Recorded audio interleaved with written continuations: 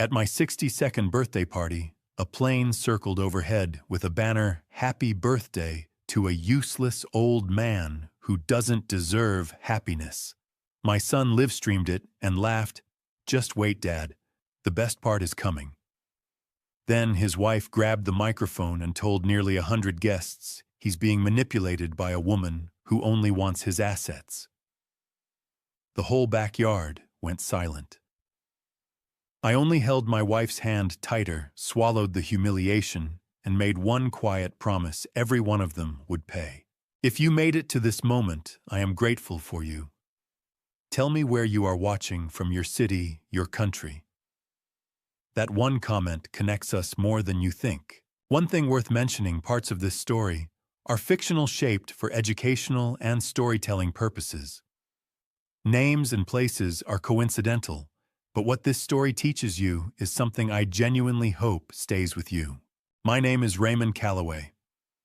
I turned 62 years old on a Saturday morning in early July, and I celebrated that milestone the same way I'd celebrated most mornings for the past 4 decades, alone in my garage with a cup of black coffee going cold on the workbench and a stack of folders spread out under the fluorescent light. People who knew me from the shop used to joke that I was the only mechanic in Nashville who kept his paperwork cleaner than his engine bays. They weren't wrong.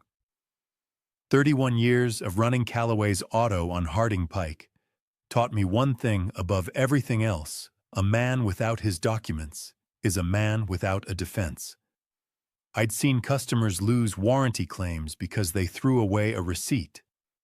I'd watched business partners get burned because they trusted a handshake over a contract. I never made either mistake. Every lease agreement, every insurance renewal, every signed estimate filed, dated, backed up.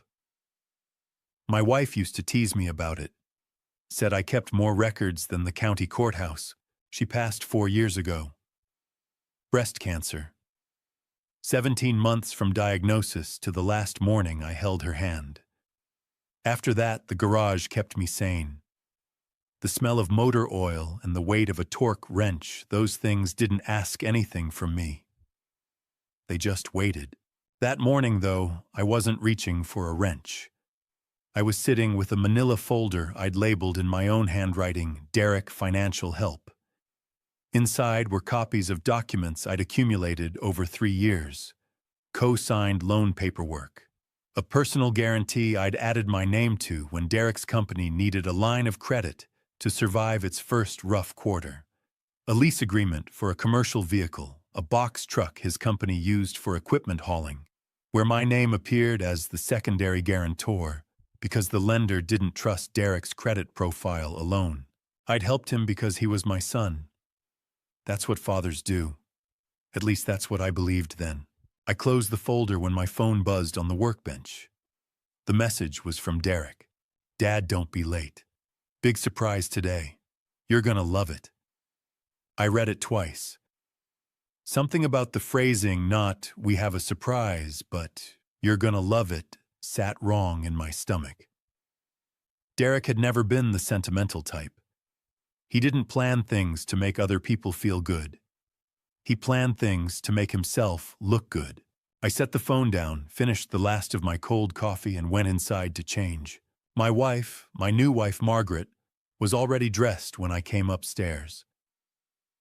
We'd been married 11 months, introduced through mutual friends at our church congregation, and she was the quietest kind of strong I'd ever encountered.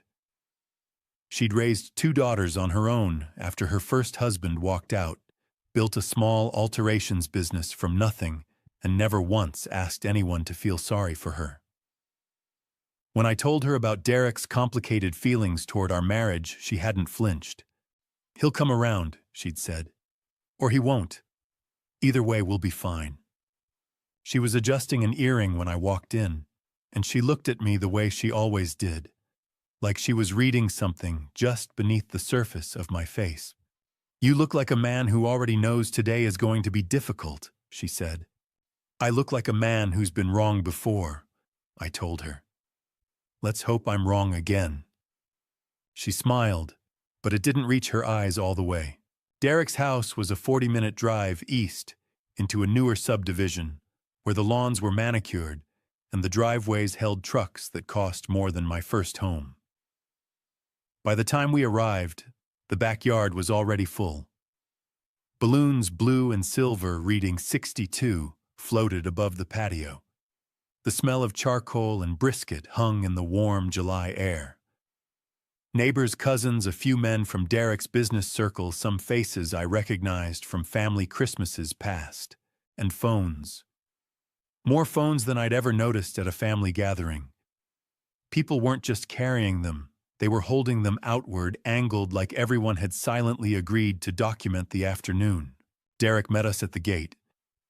He was 41 years old, built like a man who'd played college ball and never quite let go of the identity. He shook my hand, firm practiced, and gave Margaret a smile that didn't match his eyes. "Glad you made it," he said. Then to Margaret, "Good to see you again, Carol." Her name was not Carol.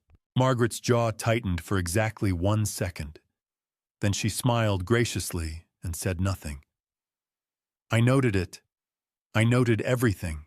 Emily, Derek's wife, materialized beside him, like she'd been waiting just out of frame. She was dressed sharply, the kind of outfit that said this had been planned. She air-kissed Margaret's cheek and murmured, "Love the dress." Very practical. 2 words. That's all it took for me to understand the tone of the afternoon. The next hour passed in the way bad things often do, slowly enough that you keep telling yourself it'll get better, quickly enough that you don't realize how deep in you are until the exits are behind you. I shook hands and accepted birthday wishes. I ate a plate of food I don't remember tasting. I watched Emily whisper to the caterer, adjust the speaker setup, check something on her phone 3 separate times. And I watched Derek.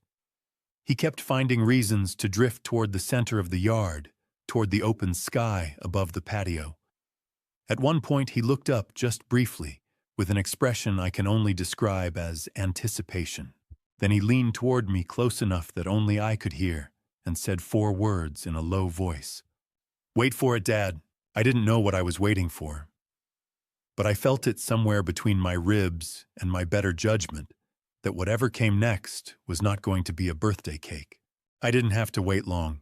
The sound came first, a low droning hum that rolled in from the south, like distant thunder that couldn't quite commit to a storm. A few guests looked up instinctively. Someone near the drink table shaded their eyes. I followed their gaze toward the open sky above Derek's backyard, and that's when I saw it. A small plane, white against the blue July afternoon, banking in a wide arc over the neighborhood, and trailing behind it in letters tall enough to read from 300 feet below, a banner snapping in the wind.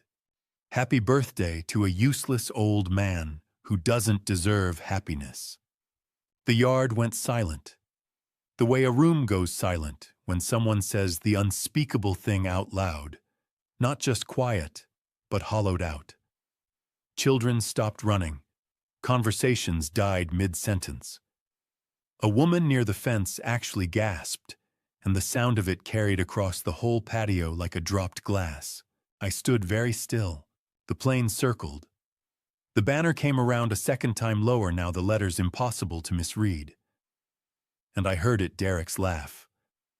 Low, controlled, the kind of laugh a man makes when a plan goes exactly right. I turned toward him slowly. He was standing 10 feet away with his phone raised, the screen facing outward. Recording. Live streaming. His expression was the one I'd seen on his face since he was a teenager, the look of a man who believed he was winning. Margaret's hand found my arm. Her fingers pressed in, not out of fear, but to anchor me. I could feel her pulse against my skin, fast and tight. "Raymond," she said quietly. "Just my name. Nothing else needed." I covered her hand with mine and didn't move. The banner made a third pass before the plane finally climbed and banked away to the north. By then, the yard had divided itself without anyone saying a word. Half the guests stood frozen faces, cycling through shock and embarrassment. The other half, the ones Derek had clearly briefed, wore expressions of practiced neutrality, the look of people who knew what was coming and had decided to let it happen. Emily was smiling. Not broadly, she was smarter than that. Just the corners of her mouth, a private satisfaction she couldn't quite suppress. She reached for the wireless microphone that had been sitting on the patio table this entire time. I noticed then that it hadn't been there for music. It had been there for this. She tapped it once.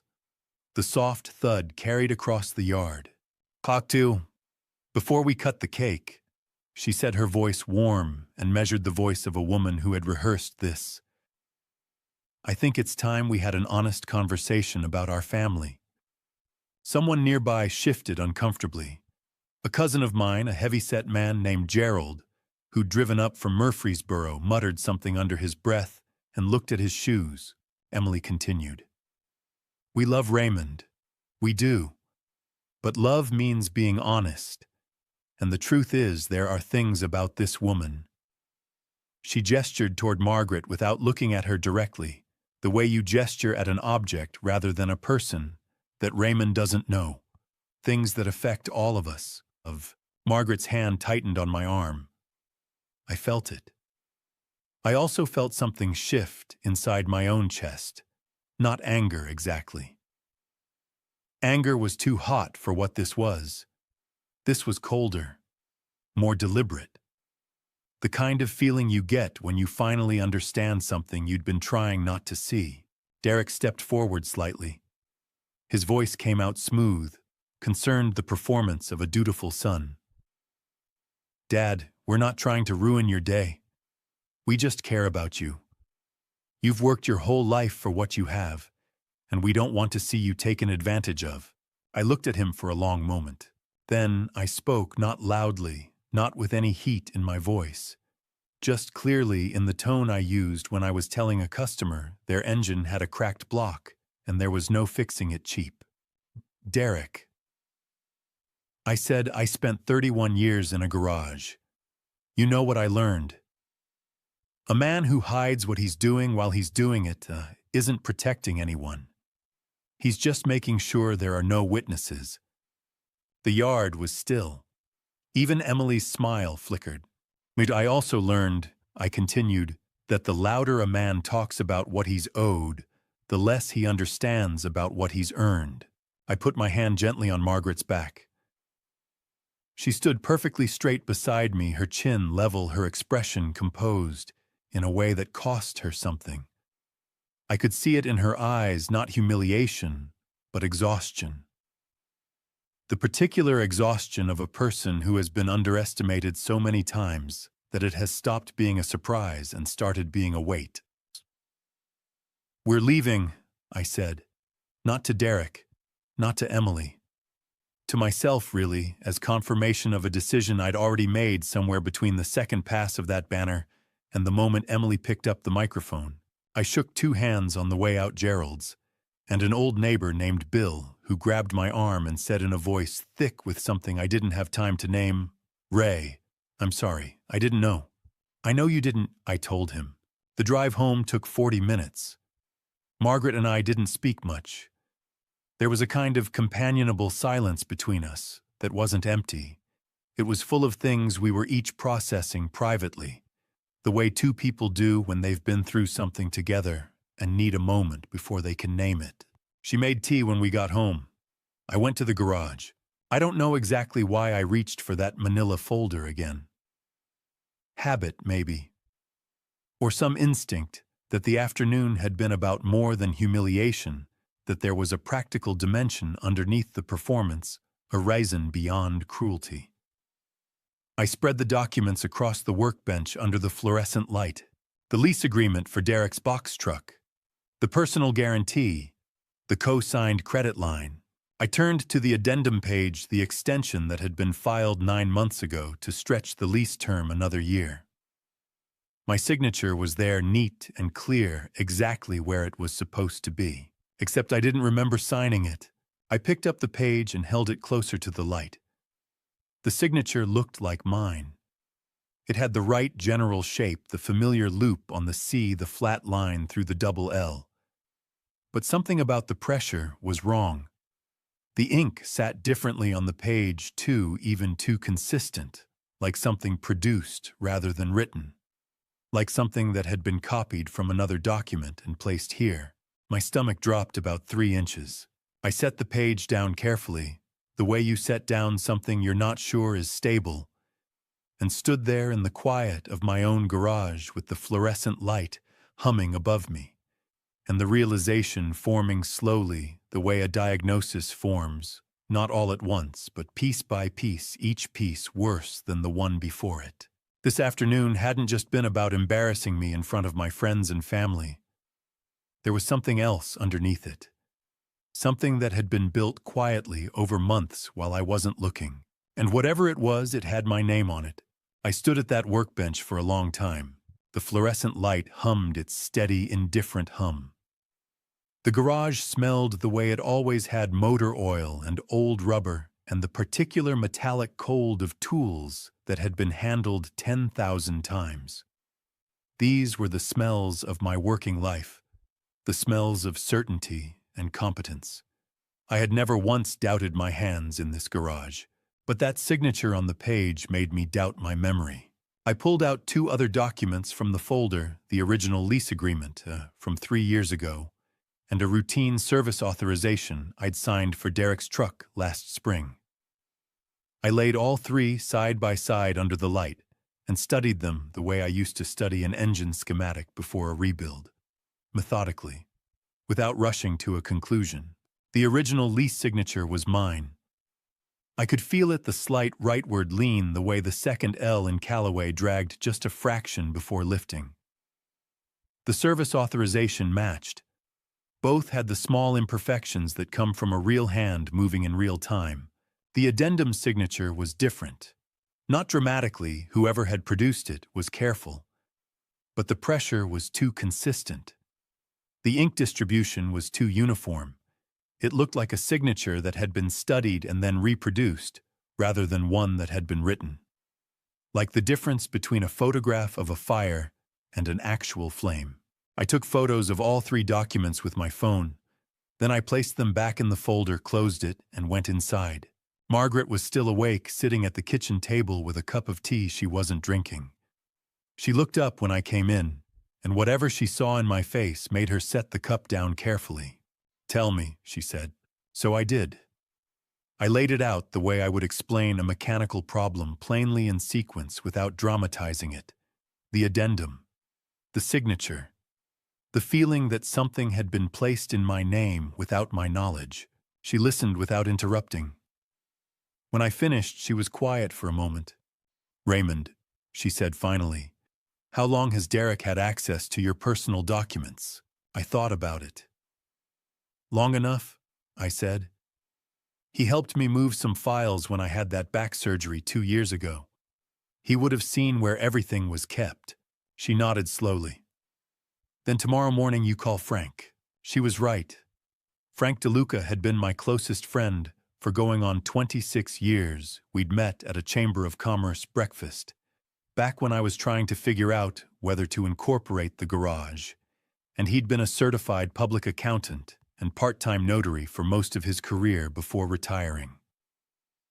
He wasn't a practicing attorney, but he understood contracts and financial documents the way I understood engines from the inside out.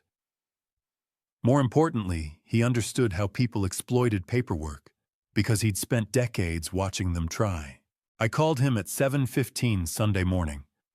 He answered on the second ring, which told me he'd already been awake. "Ray," he said. "I heard about yesterday. Gerald called me last night. Then you know I need to talk. Merle's Diner, 8:30. I'll bring the reading glasses."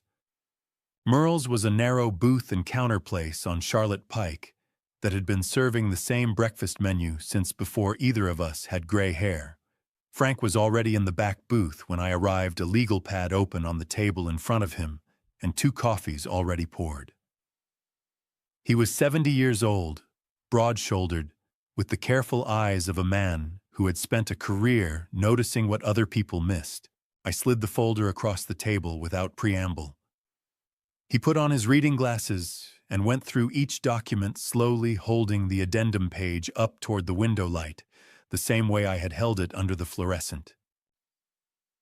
"Tell me what you feel when you look at it," he said, without looking up. "It looks like mine," I said, "but it doesn't feel like mine. The ink is wrong." He set the page down. "You're not imagining it. The pressure distribution is too even. A real signature has micro-variations, tiny inconsistencies in how hard the pen presses at different points. This one doesn't have those." He tapped the page. "This was either traced from a scan or produced digitally and printed onto the document. Can I prove that?" "No, a forensic document examiner can prove it. That's a professional who analyzes handwriting and ink under laboratory conditions. It's a legitimate field used in courts across the country. What you have here is enough to justify requesting that examination." He paused. "But Ray, before we get to proving anything, we need to understand the full picture. Pull out everything that has your name connected to Derek's business." We spent the next 90 minutes going through the folder line by line. Frank made notes in his careful, compressed handwriting. By the time the coffee pot had been refilled twice, we had a working list of concerns, not accusations, just questions that needed answering. "Here's what I need you to understand," Frank said, capping his pen. "You don't go at this by calling Derek and confronting him. That gets you a scene, and scenes are editable. What you do is move quietly. No texts, no arguments, no threats. You gather, you verify. You let the paperwork speak. And Derek's company, the lease," Frank leaned forward slightly. "That's actually where this gets interesting. I want you to look at something." He pointed to a clause midway through the original lease, a standard provision I'd read at signing, but hadn't thought about since. It required that any driver operating the leased vehicle maintain current valid insurance and be listed as an authorized operator on the policy. If Derek changed, drivers added employees, let anyone operate that truck who wasn't listed on the insurance policy at the time, that's a breach of the lease terms, Frank said. It doesn't matter whether the fraud is proven yet. A breach of the insurance or authorized driver clause alone can trigger a default procedure under the contract, meaning the leasing company can act independently, meaning the leasing company has its own interests to protect. And if they find out their collateral has been operating outside the policy terms, they don't need your permission to start their own process. He folded his hands on the table. You don't have to be the hammer, Ray. You just have to put the right information in front of the right people.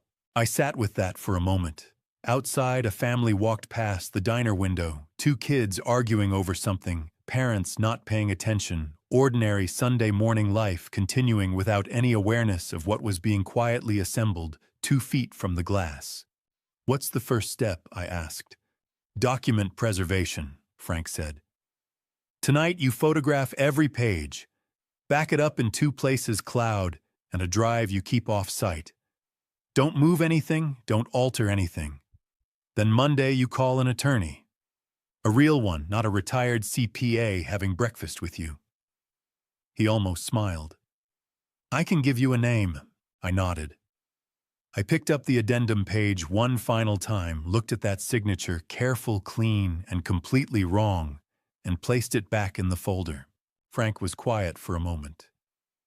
Then he looked at me with the expression he used when he wanted to make sure something landed. "Ray," he said, "if that signature turns out to be what we think it is, this isn't just a family dispute anymore." I didn't answer right away. I was thinking about Derek's face at the party, that look of anticipation when he glanced at the sky. The phone raised and recording. The microphone already on the table. My phone buzzed against my thigh. I looked at the screen.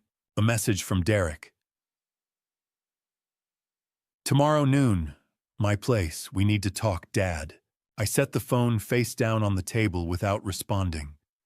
Whatever Derek wanted to say at that lunch, I intended to hear it very carefully and remember every word. The message from Derek sat on my phone unanswered, all through Sunday afternoon. Margaret found me in the kitchen around 3 o'clock, staring at a glass of water I hadn't touched. She pulled out the chair across from me and sat down with the quiet deliberateness of a woman who had decided something was going to be said. "I need to tell you something," she said, "about why yesterday didn't break me the way they expected it to." I looked at her. "You don't have to explain yourself to me, Margaret." "I know I don't." She folded her hands on the table. "That's exactly why I want to." She told me then, not dramatically, not with tears, just plainly, about her first marriage. Her ex-husband had been charming in public and corrosive in private, the kind of man who used love as a leash and generosity as a ledger. By the time she understood what was happening, her name had been tied to 3 financial decisions she hadn't fully understood, and extracting herself had cost her 2 years and most of her savings. "I learned something from that," she said. "The people who want to control you will always find a way to frame it as protection. Derek stood up there yesterday and called it love. Emily called it honesty." She paused. "It was neither." "No," I agreed. "It wasn't. So here's what I'm asking." She looked at me directly the way she always did when she meant something completely. "Every time we meet with Derek or Emily from this point forward, every phone call, every visit, I want a witness or a recording. Not because I'm afraid of them, because I refuse to be misquoted." It was the most practical thing anyone had said to me in 24 hours, and it settled something in my chest that had been loose since the night before. "Agreed," I said. We spent the rest of the afternoon making a list. Not an angry list, a careful one. Every person at that party who might have recorded the banner, the microphone moment, the expressions on Derek's and Emily's faces when it all unfolded. Frank had been clear. Original video files carried metadata, embedded timestamp, and location data that gave them far greater legal weight than a screenshot or a re-recorded clip. We needed the source files, not copies. I made 6 calls. 4 went to voicemail, 2 picked up. The first was a woman named Donna Hartwell, a neighbor of Derek's who had attended the party, and who I learned had been quietly horrified by what she witnessed. She had recorded the banner on her phone out of sheer disbelief. "Raymond," she said, her voice carrying the particular warmth of someone who felt guilty for having been present. "I didn't know any of that was planned. I couldn't believe what I was seeing." "I know, Donna. I'm not asking you to take a side. I'm just asking if you'd be willing to share the original file." A brief silence. "Yes. I'll send it right now." The second call was to a man named Curtis Webb, an old acquaintance from my church, who had been standing near the back of the yard with his teenage son. Curtis had recorded the entire microphone segment on a newer phone with good audio quality. He transferred the file without hesitation. "That woman had no business talking about Margaret that way," he said flatly. "None." By early evening, Margaret and I had 4 video files saved to my phone and backed up to a cloud account I had created that morning using a new email address. Each file was original, unedited, with full metadata intact. We watched them together at the kitchen table side by side without commentary. The banner footage from Donna's phone was clear enough that the words were fully legible. But it was Curtis's clip that stopped us both. Emily was standing at the microphone, her voice smooth and projected entirely in control of her performance. And then, in a moment, she clearly hadn't anticipated being captured at that angle. She turned slightly toward a woman standing nearby and said quietly, but well within the microphone's range, 4 words that the audio picked up without distortion. "She's after the assets." Margaret heard it and went very still. I reached over and pressed pause. The frame froze on Emily's face, composed, deliberate, the face of someone who believed she was managing a situation rather than exposing herself. "That's defamation," I said quietly. In American law, defamation means making a false statement of fact about someone to a third party in a way that damages their reputation. Emily had just done exactly that in front of 90 people with a live microphone. That statement is false, it was made publicly, and it caused harm. That's the legal definition. Margaret was quiet for a long moment. Then she said, "I want you to send that clip to Frank tonight." Already planned on it. She stood up, moved to the sink, and stood with her back to me for a few seconds. When she turned around, her expression had shifted not to anger, but to something harder and cleaner than anger. "Raymond," she said, "I didn't marry you to be a problem for your family to solve. I married you because you're a decent man who deserved someone in his corner." She held my gaze. "So let me be in your corner. All the way." I forwarded the clip to Frank with a short note. Then I backed up every file one more time to a portable drive I locked in the garage safe, the same safe where I kept my most important shop documents, the one whose combination only I knew. I was closing the safe when I heard Margaret call from the front of the house. Her voice was careful, controlled the voice she used when she didn't want to alarm me but needed me present. I walked to the front door. She was standing in the open doorway holding a plain white envelope that had been left on the porch. No stamp, no return address, just my name written in block letters on the front. Inside was a printed screenshot of Derek's live stream from the party, and below it a single typed line. "Your dad is a joke. The whole town knows it now." I stood there reading it twice. Then I looked up at Margaret. "Keep it," I said. "Bag it, don't fold it. Everything they send us is something they're giving us." She nodded and went to find a Ziploc bag. I stayed in the doorway a moment longer, looking out at the quiet Sunday street, thinking about what Frank had said, that I didn't have to be the hammer. I just had to put the right information in front of the right people. Tomorrow was Monday, and I had a lunch appointment I intended to walk into fully prepared. Frank had made the call Sunday evening while I was backing up the video files. By 7:30 Monday morning, I was sitting across from a woman named Patricia Owens in a downtown Nashville office on 4th Avenue.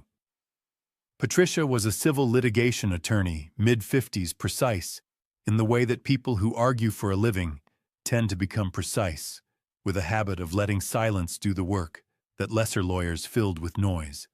Frank had known her for 15 years and trusted her the way he trusted his own accounting completely, and with documentation. I laid everything on her desk. The folder, the addendum page with the questionable signature, the video files on a thumb drive, the Ziploc bag containing the anonymous envelope, the notes Frank and I had written on a legal pad at Merle's Diner. She went through each item without speaking. When she finished, she set her pen down and looked at me.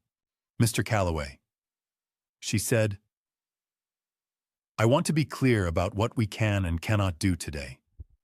What you have here is sufficient to justify 3 immediate actions. First, a preserve evidence notice to your son and his business.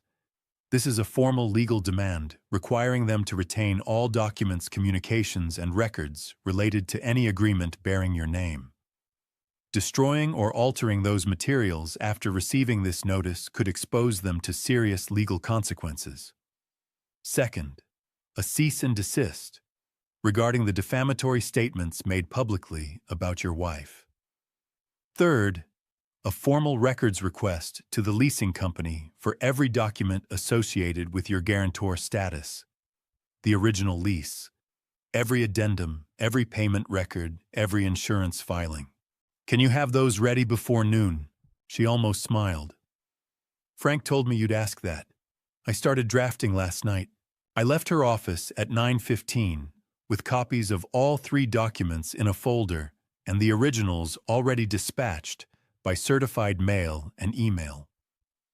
A cease and desist, properly delivered, creates a legal record of notice, meaning if Derek or Emily continued their behavior after receiving it, that continuation became evidence of willful conduct. The preserve evidence notice meant that if they deleted anything, that deletion could be used against them. And the records request meant the leasing company was now formally on notice that the guarantor on their contract was scrutinizing every page. Patricia's last words as I left were measured and deliberate. "Mr. Calloway," she said, "if that signature is forged, they didn't just embarrass you. They committed a crime." I drove east with that sentence sitting in the passenger seat beside me. Derek's house looked different in the Monday noon light, smaller somehow, without the balloons and the crowd and the performance of Saturday afternoon. He opened the door before I knocked, which told me he'd been watching for my car. "Dad," his voice landed somewhere between relief and rehearsal. "Come in." Emily was in the kitchen, visible through the archway, moving with the deliberate busyness of someone who wanted to appear uninvolved while remaining within earshot. I noted it and said nothing. Derek poured 2 glasses of water and set them on the table. He didn't touch his. "I know Saturday was a lot," he started. "It was a choice," I said, "not an accident." He shifted in his seat. "Look, things have been tense. Emily and we've been worried.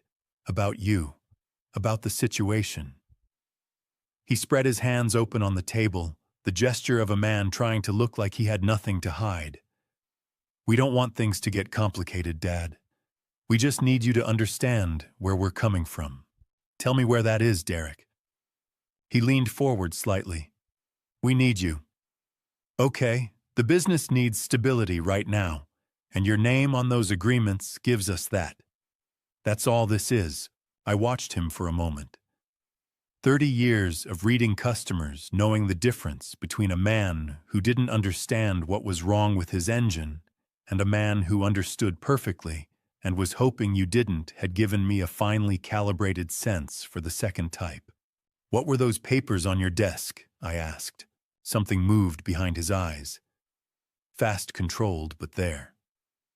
"What papers?" "The ones with the bank logo. The ones you moved to the side drawer when I sat down." From the kitchen, Emily's movements had gone still. Derek's jaw tightened. "Those are business documents. Nothing that involves you, Roxo." I said quietly, "Everything in this house that has my name on it involves me." He looked at me, then really looked the way he hadn't done in years, and I saw something shift in his expression. Not remorse, not guilt exactly. Something more like recalculation. And Dad, just don't make this into something it isn't. We're family. That word. I had heard it used as a reason, a shield, a debt collector, and a threat, sometimes all 4 in the same conversation. I stood up. "I'm not making it into anything," I said. "I'm just paying attention. Something I should have done sooner." I picked up my folder from the table. I had not opened it once during the entire meeting. I hadn't needed to. "Tell Emily the legal mail will arrive tomorrow," I said. "She should read it carefully." I walked to the door. Derek followed, and for a moment he stood in the frame behind me, and I could hear the particular silence of a man who had expected a different conversation and hadn't yet decided what to do with the one he'd gotten instead. I didn't look back. I was halfway to my truck when I heard Emily's voice from inside, sharp and low, cutting through the afternoon quiet. "He can't do anything," she said. "We have the paperwork." I kept walking. Because what Emily didn't know, what neither of them had yet understood, was that having paperwork and having clean paperwork were 2 entirely different things. And somewhere in Nashville, a leasing company had just received a formal request to show me exactly which kind they had. He showed up at 6:20 Tuesday evening. I heard the truck before I saw it. That particular engine note I'd listened to 100 times when Derek used to bring it in for service back when we still had the kind of relationship where that was a normal thing.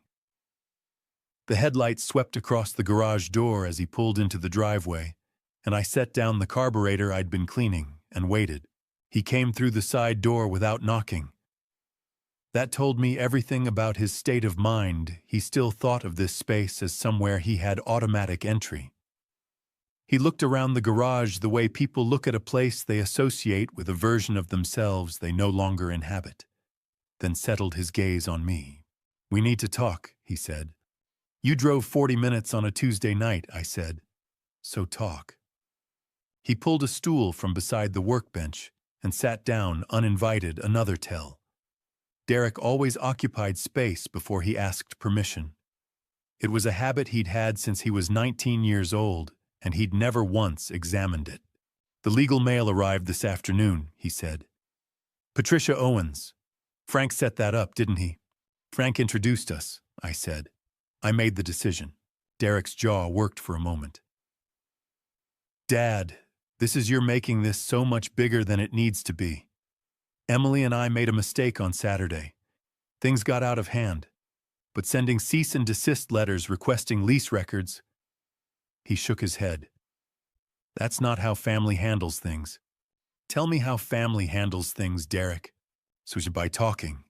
By sitting down and working it out without lawyers." I picked up a shop rag and wiped down my hands slowly, the way I always did, when I needed a moment to think without showing that I needed a moment to think. The garage was quiet around us tools on their hooks. The faint smell of motor oil, the particular stillness of a space that had absorbed 30 years of honest work. "Shoot, you hired a plane," I said. "You arranged for a banner to fly over a party you invited me to. You handed Emily a microphone and let her stand in front of 90 people and call my wife a gold digger." I set the rag down. "That's not things getting out of hand, son. That's a plan." Derek stood up from the stool. He was taller than me by 2 inches, and had always used it unconsciously, that slight physical advantage, the way certain people lean on height, the way others lean on volume. "You want to know the truth?" His voice had shifted, the rehearsed concern was gone, and what replaced it was something rawer and less careful. "Margaret walked into this family, and suddenly everything changed. You stopped returning my calls. You stopped coming to Sunday dinners. You stopped being available when we needed you. And now you're hiding behind lawyers and paperwork, like we're strangers to you. Like 62 years of being your son means nothing anymore." He paused, and I could hear him breathing short, uneven breaths, the kind that come just before a person says something they cannot take back. "We are your family, Dad, not her." "When you needed me," I said, "or when the business needed my signature, so..." The silence that followed was the loudest thing in the room. Derek's hands opened and closed at his sides. "That's not fair." "Derek." I kept my voice level. "Who paid for the banner?" He looked away toward the wall of tools, toward the window, anywhere but at me. "It doesn't matter who paid for it. It matters to me. And it'll matter to a judge if it comes to that." He turned back sharply. "Don't threaten me." "I'm not threatening you. I'm asking a question you keep refusing to answer." I held his gaze. "Who paid for the banner?" He said nothing for a long moment. Then quietly, with the particular bitterness of a man who had come to negotiate and found the other party wasn't negotiating, "Emily handled it." "Thank you," I said. He stared at me. "That's all you're going to say? That's all I needed to hear?" He moved toward the door, then stopped with his hand on the frame. The overhead light threw his shadow long across the concrete floor. When he spoke again, his voice had dropped to something that sounded almost like a warning and almost like a plea, the two things so tangled together I couldn't separate them. "If you pull out of those agreements, Dad, if you actually go through with whatever Owens is planning, we're done. The business is done. Everything we've been building for the past 3 years is done." I looked at him steadily. "I hear you, Derek. Do you?" "I hear exactly what you just said." He left without another word. I listened to his truck back out of the driveway and pull away down the street, and then the garage was quiet again, just the hum of the fluorescent light and the distant sound of the neighborhood settling into evening. I stood there for a full minute before I picked up my phone and opened a new note. I typed out Derek's exact words. "If you pull out, we're done," along with the time, the date, and the context. What Derek had said, intentionally or not, was a legal acknowledgement that my name was actively embedded in a financial agreement that his business depended on. That kind of statement made in a private confrontation carried weight. Patricia needed to know about it. By Wednesday morning, the phone calls had started. Not from Derek, from the periphery. An aunt in Clarksville who said she'd heard I was trying to destroy Derek's business and wanted to know if it was true. A cousin who left a voicemail explaining that family didn't take each other to court. A man from our old church who said he was calling as a friend and spent 4 minutes telling me why I was wrong. None of them had seen the banner. None of them had been at the party. All of them had apparently seen Emily's Facebook post. Margaret showed it to me over breakfast. Emily had written 3 paragraphs about the importance of protecting family from outside influences, about the pain of watching a parent be led astray by someone with unclear intentions, about the courage it took to speak difficult truths. She had not mentioned the plane. She had not mentioned the microphone. She had not mentioned anything that had actually happened on Saturday. What she'd written was a performance of virtue carefully constructed to reach people who hadn't been present. I read it twice. Then I said, "Screenshot it, timestamp and all." Margaret already had. "She's trying to get ahead of the story," Margaret said, setting her phone face down on the table. "She's trying to write the story," I corrected. "There's a difference." The calls continued through the morning. I answered none of them. Margaret and I had agreed. Everything went through Patricia, and anything that crossed the line from pressure into threat got documented and forwarded.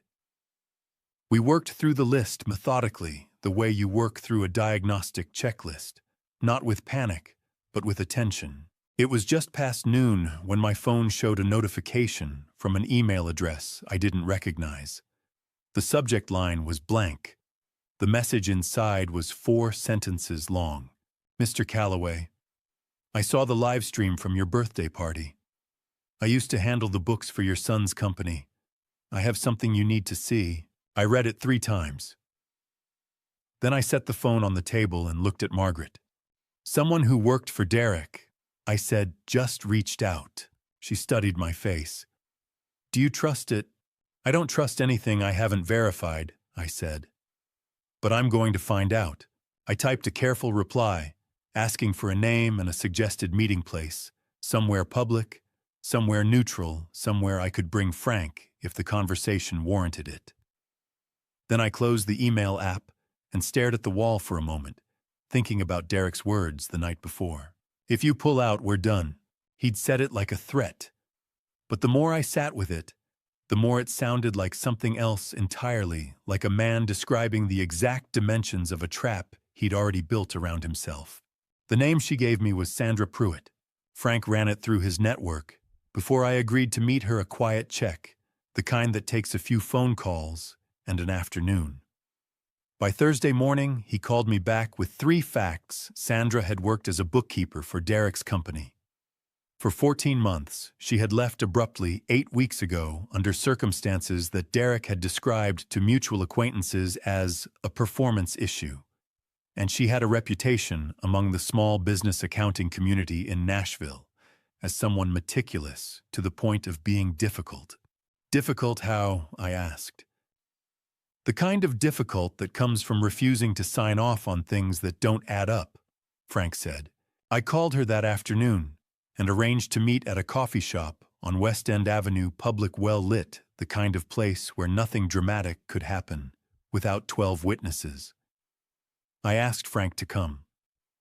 Not because I needed protection, but because Frank had spent 40 years reading financial documents, and I wanted a second set of eyes on whatever Sandra brought with her. She was already there when we arrived. Mid-50s, a gray cardigan, a cup of coffee she hadn't touched.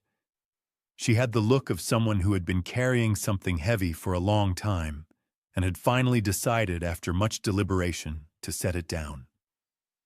A manila folder sat on the table in front of her edges, worn, held shut with a single rubber band. She stood when she saw us, shook my hand with both of hers, and said quietly, "Thank you for coming, Mr. Calloway. I wasn't sure you would." "I almost didn't," I told her honestly. "But here we are." Frank pulled out the chair across from her, sat down and folded his hands on the table the way he always does when he means business. Sandra looked at him, then back at me, and reached for the folder. "I want to be honest with you about why I'm here," she said, without preamble. "I left Derek's company because I was asked to do things I wasn't willing to do. When I pushed back, I was let go. I've been thinking about whether to say something for 2 months." She paused. Seeing that live stream made the decision for me. She opened the envelope and placed 3 documents on the table. The first was a printed email chain dated 9 months ago, an exchange between Derek and a man named Garrett, who appeared to be a business contact involved in arranging the lease extension. In the middle of the chain, Derek had written a sentence that Frank read aloud quietly, more to himself than to us. "Dad will sign. Just prepare the addendum and I'll handle the rest." The second document was an internal expense record showing a payment to a document processing service, the kind of service used for digitizing and formatting paperwork. The payment had been made 4 days before the lease addendum was filed.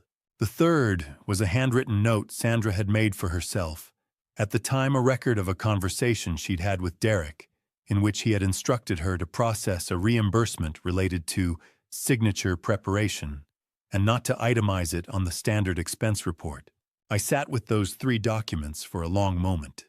"Sandra," I said carefully, "what you're describing, using a scanned version of someone's signature on a new legal document without their knowledge or consent, that's not just a contract violation. In the United States, that constitutes forgery. It's a criminal offense." She nodded. "I know what it is.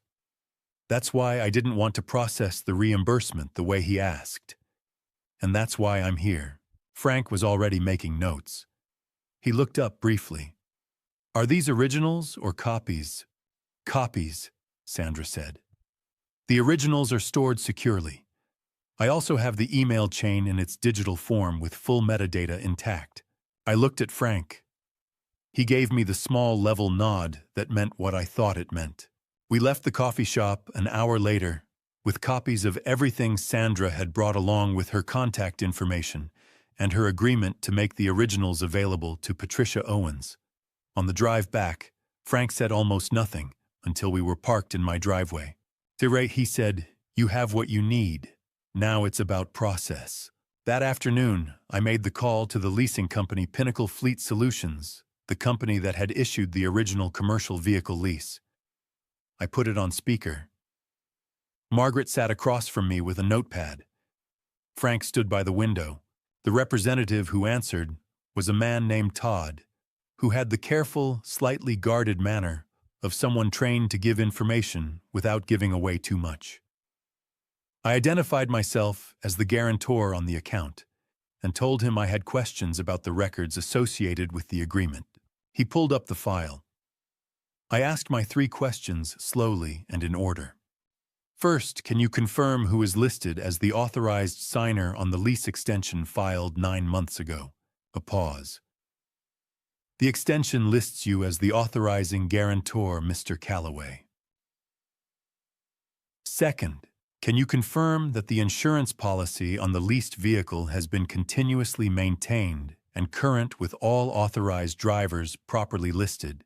A longer pause. The sound of keyboard clicks.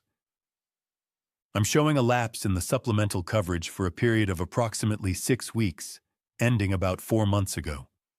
The primary policy remained active, but the supplemental rider covering additional operators was not renewed on time." I wrote that down. Margaret underlined it twice. "Third question," I said. If it were determined that the signature on a lease extension had been obtained without the guarantor's knowledge or consent, hypothetically speaking, what would your company's process be? The pause this time was the longest. Mr. Calloway. Todd said, "We have procedures for that. Documented procedures. It would trigger an internal review of the entire agreement." "Thank you, Todd," I said. "I appreciate your time." I ended the call. The room was quiet for a moment.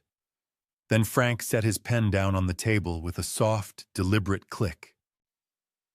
"The insurance lapse is a breach of the lease terms," he said.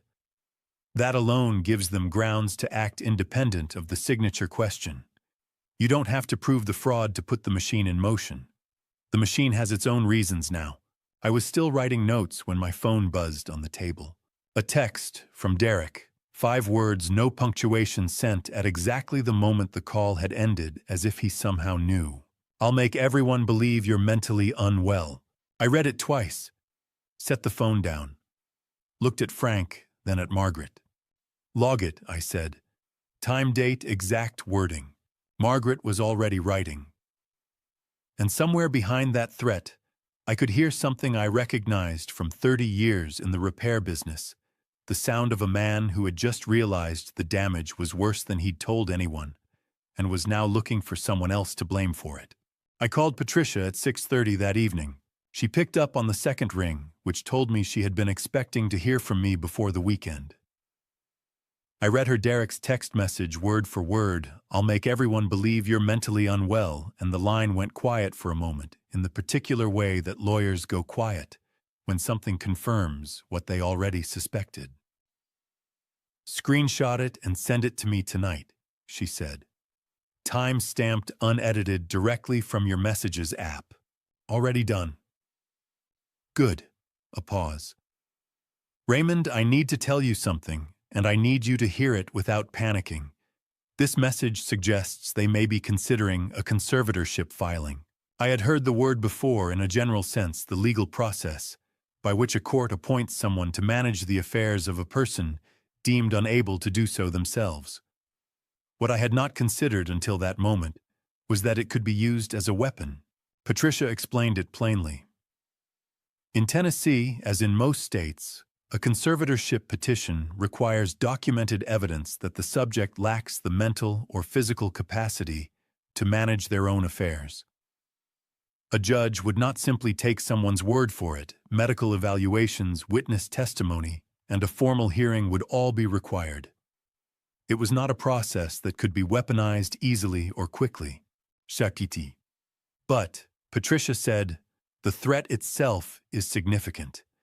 If they file even without merit, it creates a public record and a period of uncertainty that can be used to pressure you into compliance.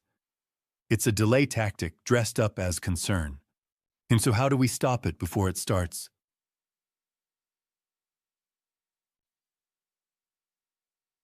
We build a counterfile. We don't wait for them to file, we prepare a response package now. Your medical records from the past 2 years. A letter from your physician. Witness statements from people who have interacted with you regularly. Frank Margaret neighbors, former clients.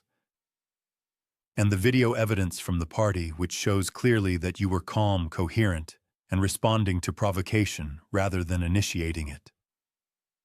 She paused again. We also document every threatening communication they send. Each one becomes evidence that this is a control strategy, not a welfare concern.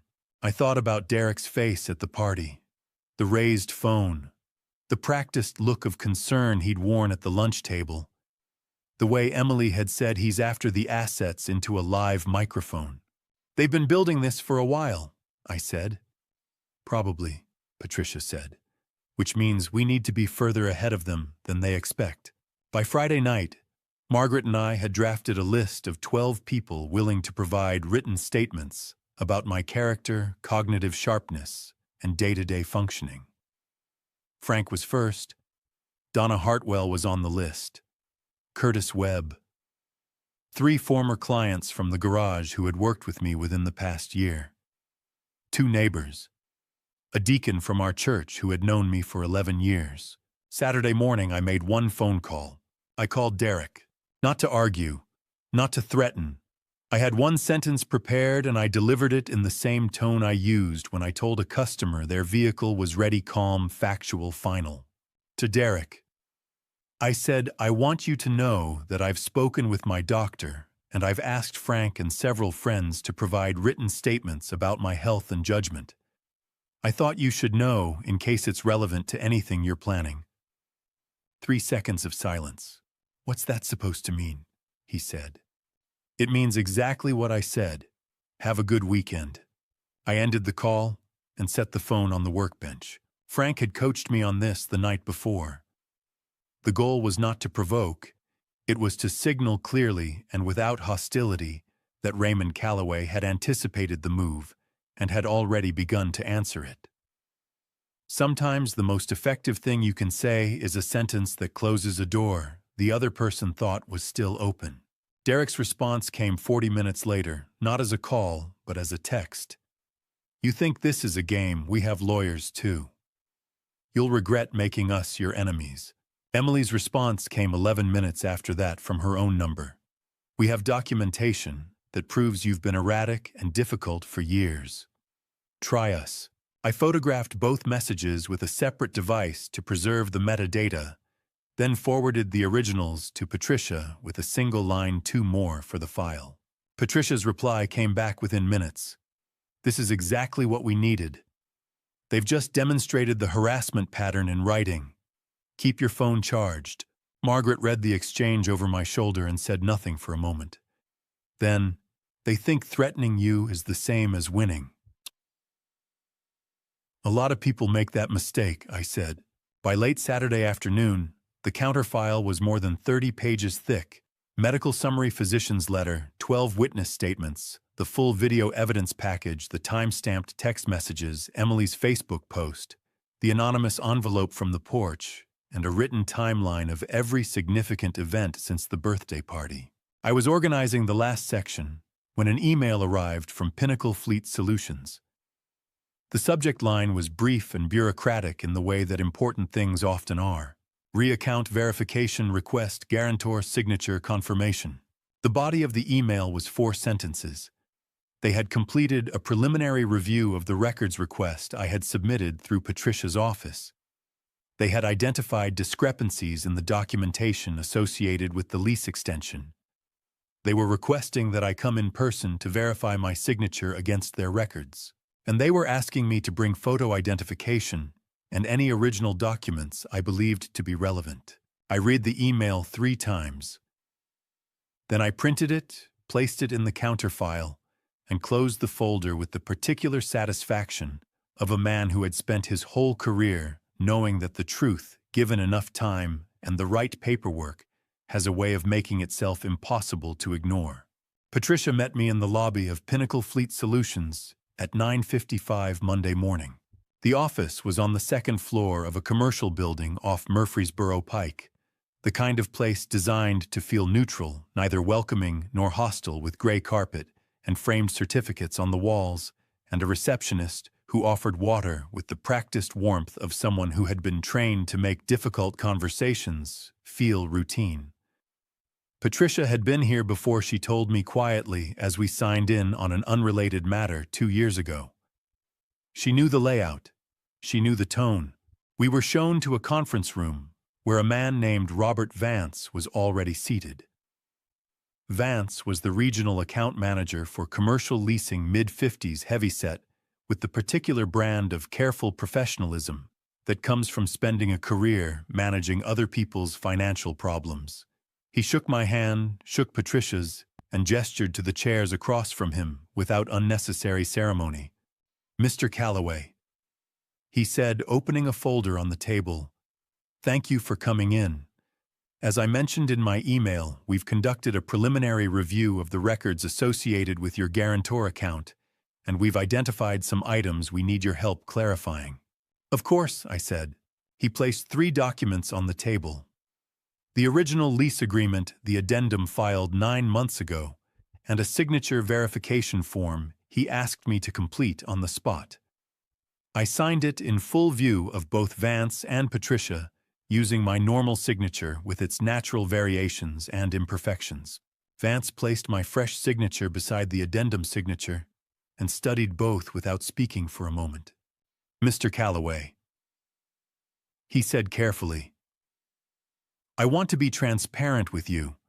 There are characteristics in the addendum signature that are inconsistent with your signature on the original agreement and with what you've just provided. Our compliance team flagged this during the preliminary review." "What kind of inconsistencies?" Patricia asked. "Pressure distribution, ink flow, the angle of certain letter forms." He closed the folder. "I'm not a forensic examiner, and I won't characterize what I'm seeing beyond saying that it warrants further analysis. What I can tell you is that this triggers our internal audit protocol, a formal review of every document in the account file, including payment records, insurance filings, and all communications associated with the account." I nodded slowly. "And what does that process look like?" "It means we bring in our compliance team. We may engage an outside forensic document examiner. We notify our legal department."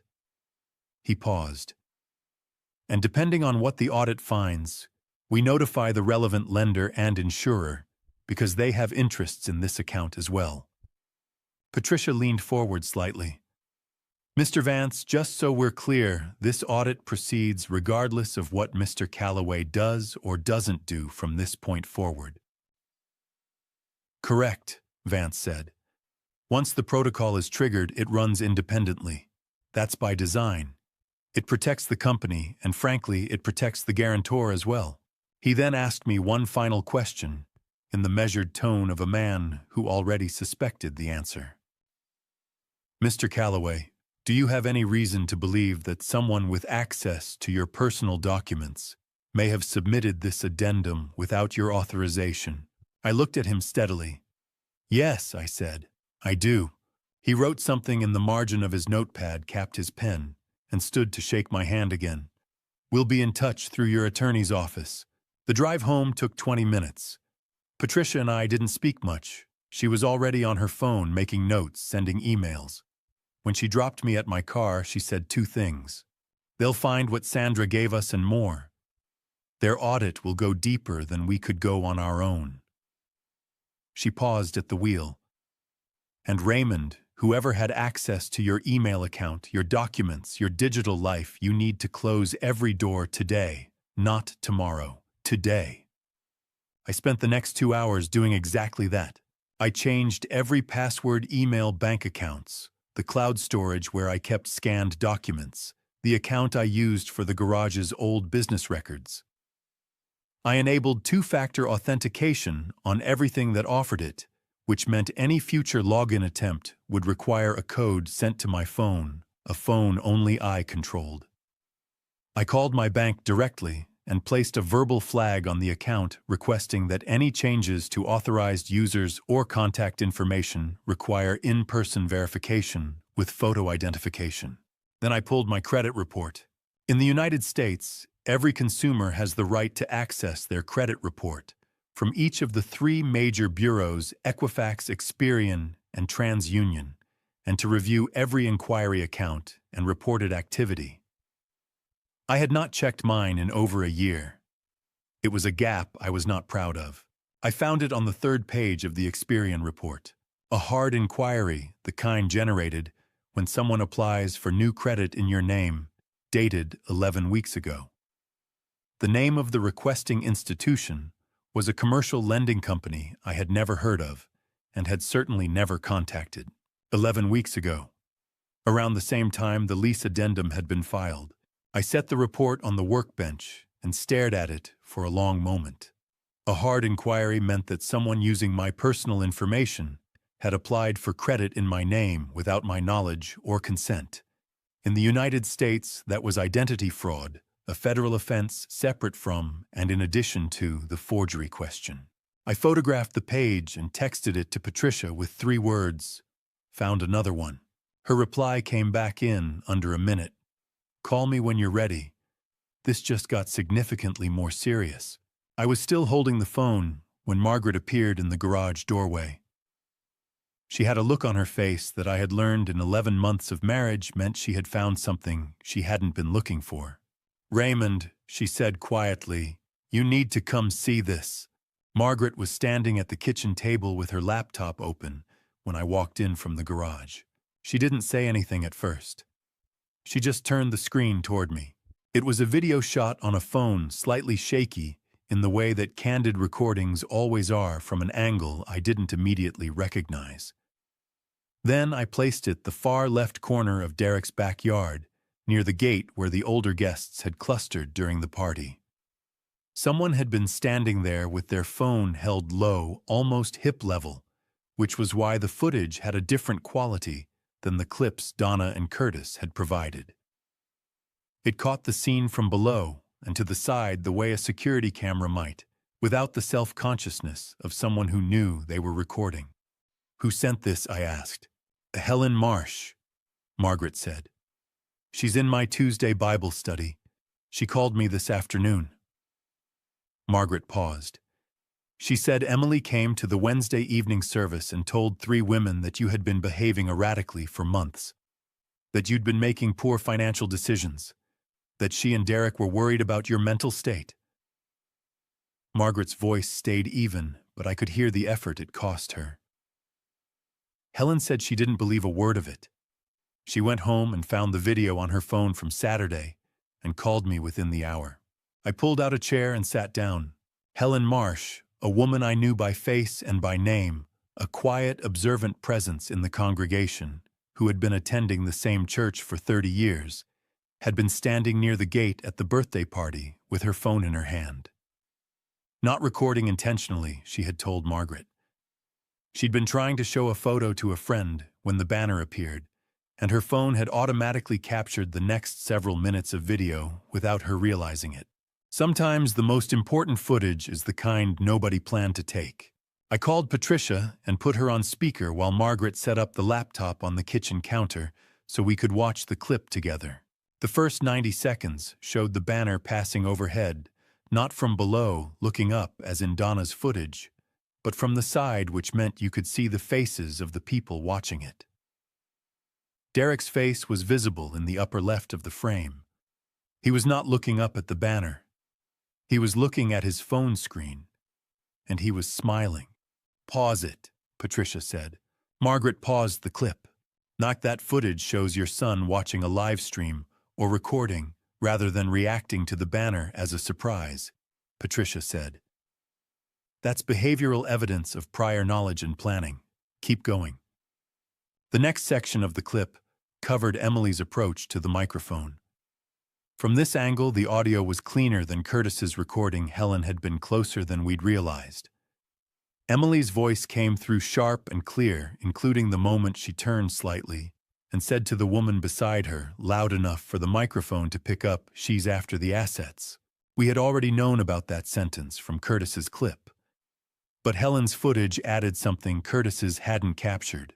4 minutes and 17 seconds into the recording. In the brief window between Derek's whispered exchange with a guest and Emily's walk to the microphone, Emily glanced down at her watch. It was a small gesture. Quick, habitual, the kind of thing a person does without thinking, but the timing was exact. She checked the time 53 seconds before the banner made its final pass over the yard. "She knew when the plane was coming back," I said. "She timed her walk to the microphone," Patricia said. "She wanted to be standing there holding it when the banner made its last pass. For the camera, for the live stream." A pause. "Raymond, this is premeditation. This is not a family dispute that got out of hand. This is a coordinated event." The words settled over the kitchen like a change in air pressure. Margaret closed the laptop gently. She walked to the counter, filled a glass of water, and stood with her back to me for a moment. When she turned around, her eyes were clear. Helen also said," Margaret continued, "that she told Emily directly at the Wednesday service that she didn't believe the things Emily was saying about you. And Emily told her that anyone who defended you was only seeing what you wanted them to see." Margaret set down the glass. Helen said that was the moment she decided to call me. I thought about Helen Marsh, a woman in her late 60s, who had spent 30 years in the same congregation, who had watched my family from a careful, quiet distance, who had held her phone at hip level on a Saturday afternoon without knowing she was collecting evidence that would matter weeks later. I need to call her, I said, to thank her. She asked me to tell you, Margaret said, that she's available to provide a written statement.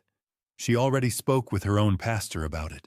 I forwarded Helen's clip to Patricia, along with a note about the timestamp observation, the watch check, the 53 seconds, the deliberate walk to the microphone. Patricia's response was immediate. This addresses the guardianship threat directly. Between the credit report inquiry, the signature discrepancy, the audio evidence, and now this, they cannot credibly claim you are the unstable party in this situation. I'll have a formal response package ready by Thursday. I set the phone down and looked at the closed laptop on the counter.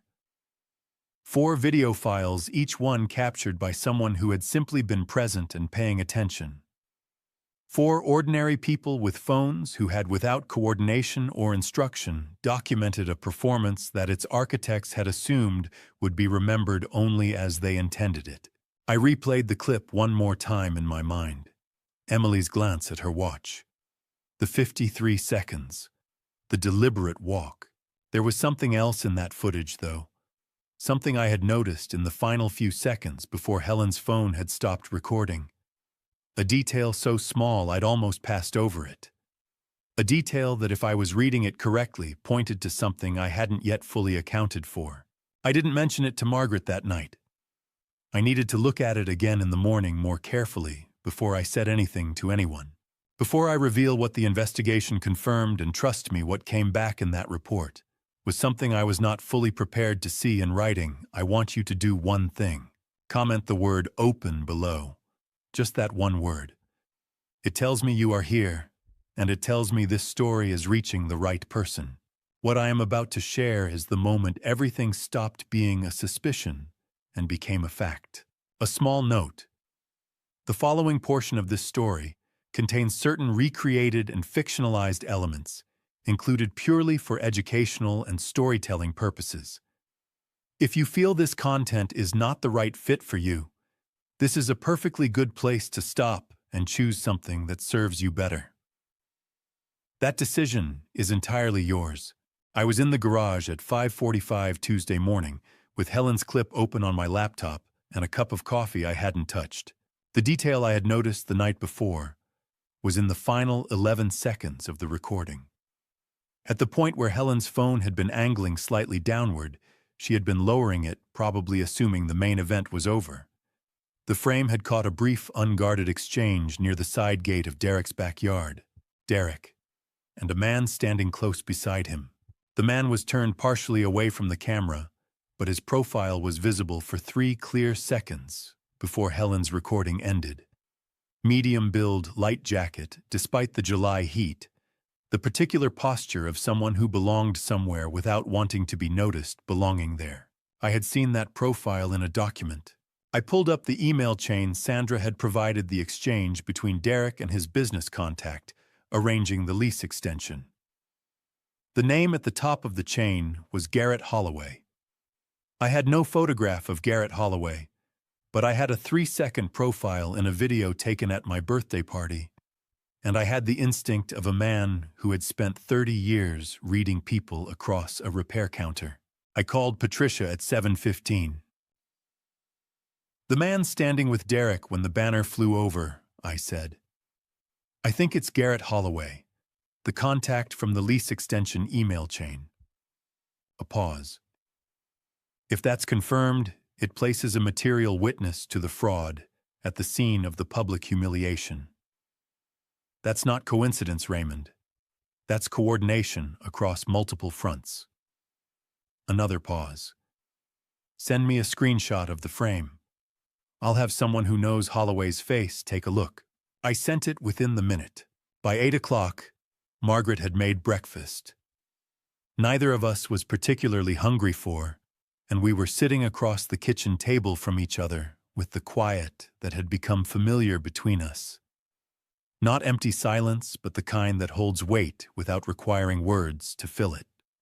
"Whatever Pinnacle finds," she said finally, "it goes further than Derek and Emily, doesn't it?" It wasn't a question.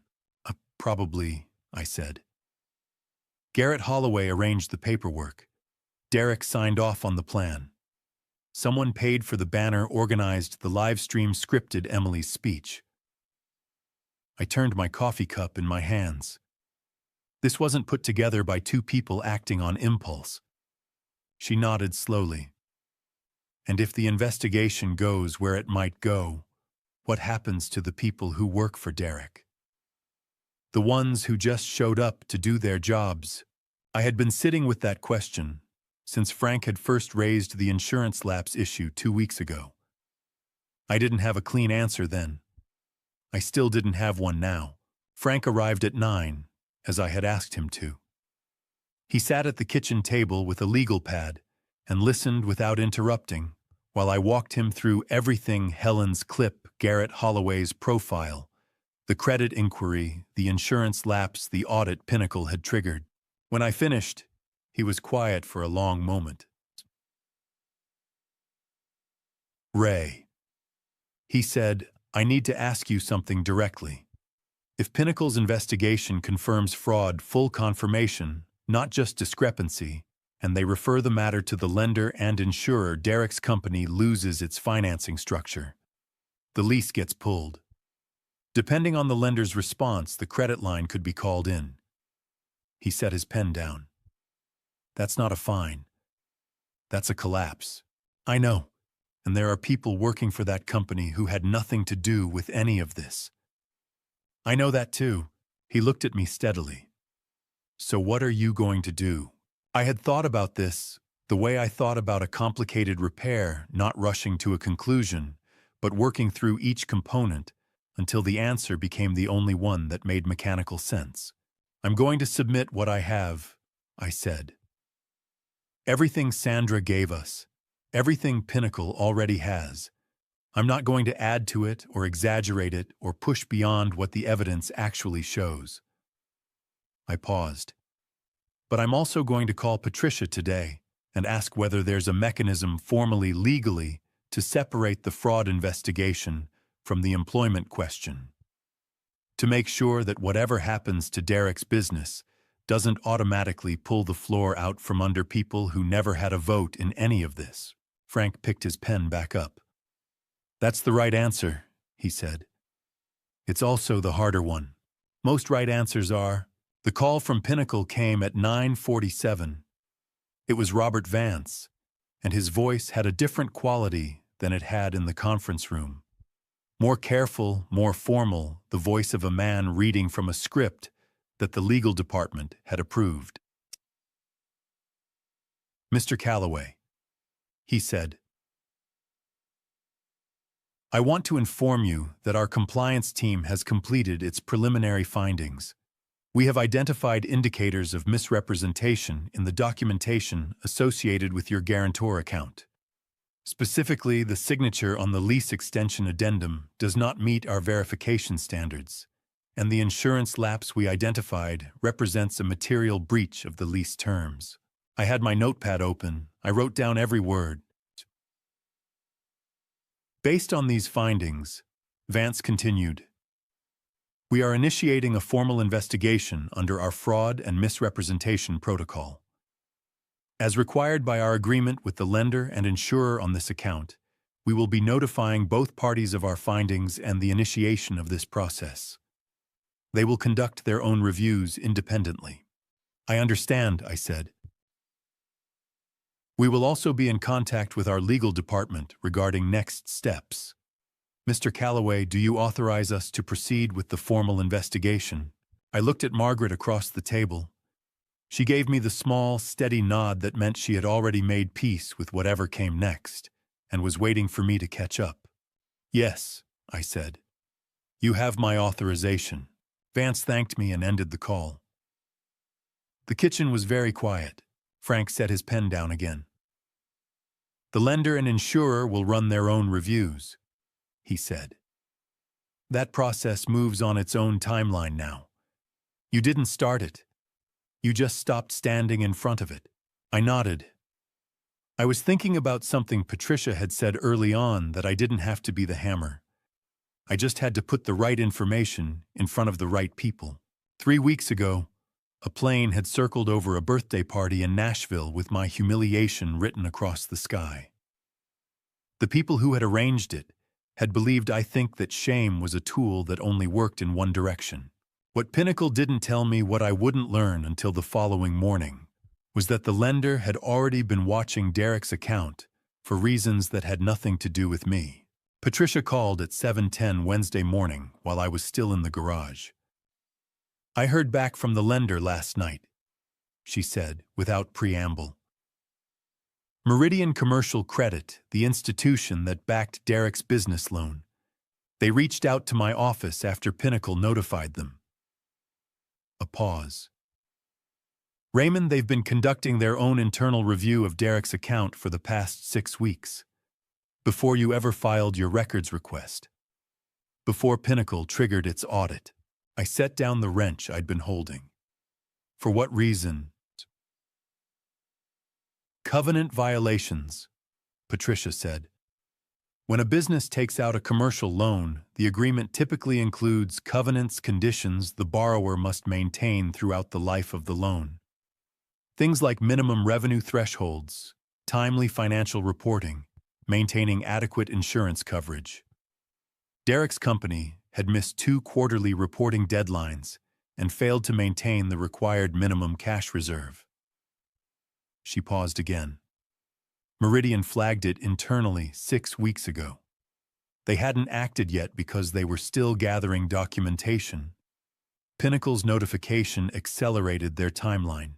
I stood very still in the middle of my garage, processing what she was telling me.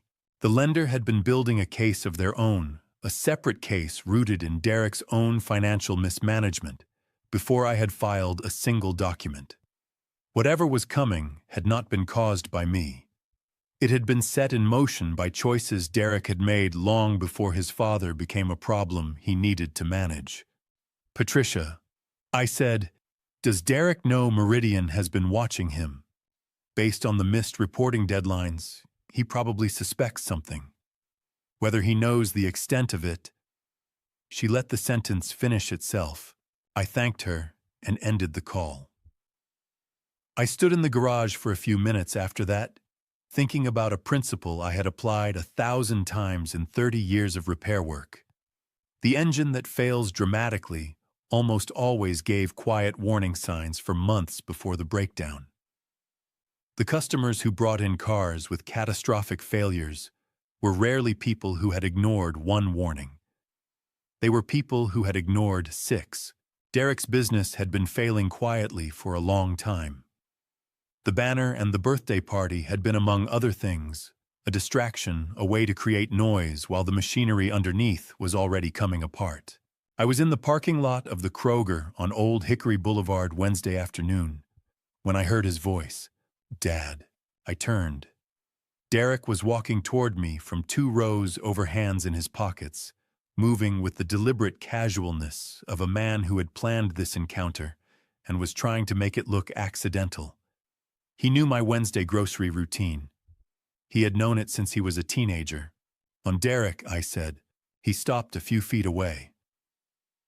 The parking lot was busy enough that we were surrounded by ordinary Wednesday afternoon life carts, rolling engines, starting a woman arguing gently with a child over cereal. Nobody was paying attention to us. "I need to talk to you," he said. "Not through lawyers, just us." "Talk," I said. He looked older than he had at the birthday party. The confidence that had been so carefully constructed 3 weeks ago had worn through in places, showing something raw underneath. His eyes moved to my face, and then away the way they always did when he was working up to something he didn't want to say. "Pinnacle called us," he said. "And Meridian."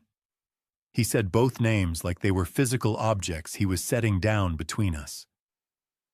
"Dad, this is, you have to understand what you've started. If they pull the financing, the company doesn't survive. We have 14 people on payroll, vendors we owe money to, clients who are counting on us. His voice had shifted into something that sounded almost genuine, the way bad performances sometimes accidentally hit a true note. I know Saturday was wrong. I know it. But this, like I said quietly. Who paid for the banner? His jaw tightened. The almost genuine quality vanished. That's not the point. It's the only point I have left. Every other question has already been answered. I held his gaze. Who paid for it? He looked away toward the middle distance of the parking lot. A long silence. Emily handled the logistics, he said finally. But it was both of us. It was both of us, okay? He turned back. Emily thought that if we did something public, something that made you stop and see what was happening with Margaret, I don't know. Come back, listen. Come back, I repeated. To the family, to us. We needed you to... He stopped. Something crossed his face that I hadn't seen there in a long time. Not calculation. Something closer to grief, poorly managed. Emily said it would fix you, he said quietly. That's what she said. That if we embarrassed you enough in front of people you cared about, you'd come back to where you belonged. I looked at my son for a long moment. Fix me. As though I were a machine that had drifted out of alignment and needed to be shocked back into the correct position. As though 62 years of living and working and raising him had produced something that could be corrected with a banner and a microphone. Derek, I said, I need you to go home. Dad. Go home. If you want to talk, tell your attorney to call Patricia Owens. That's the only conversation I'm able to have right now. He stood there for another few seconds. Then he turned and walked back the way he had come, hands back in his pockets, shoulders carrying the particular weight of a man who had come to negotiate, and found that the terms he was offering were not being accepted. I finished my grocery shopping. I drove home. I called Patricia from the driveway and told her what Derek had said, every word in order, including Emily said it would fix you. That's an admission, she said immediately. He just confirmed the banner was intentional and purposeful. Get a written account of that conversation to me today, time, location, exact phrasing. The following afternoon, Patricia filed the 30-day demand letter through certified mail and electronic delivery. The letter required Derek and his associated business entities to provide full documentation of every agreement, financial instrument, and communication bearing my name within 30 days. It also formally demanded cessation of any unauthorized use of my personal information, credit profile, or signature. A 30-day demand letter under Tennessee civil law creates a binding legal record of notice, meaning that any failure to comply within the deadline is not an oversight, but a documented choice with consequences attached. That evening, Emily posted on Facebook, "Some people would rather destroy a family business than forgive. Prayers for those who choose bitterness over love." I read it once. Then I forwarded the screenshot to Patricia with a note for the file. She replied within minutes, "The countdown has started. Let's see what 30 days looks like." I had started keeping a calendar on the workbench. Not a digital one. A paper calendar, the kind with large squares for each day, tacked to the pegboard between the socket wrench set and the oil-stained copy of a Chilton manual I'd had since 1987. Every morning, I marked the day with a single line.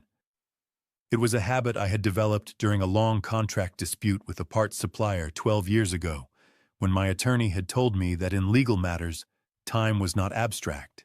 It was evidence. Every day that passed without action from the other party was a day that worked in my favor.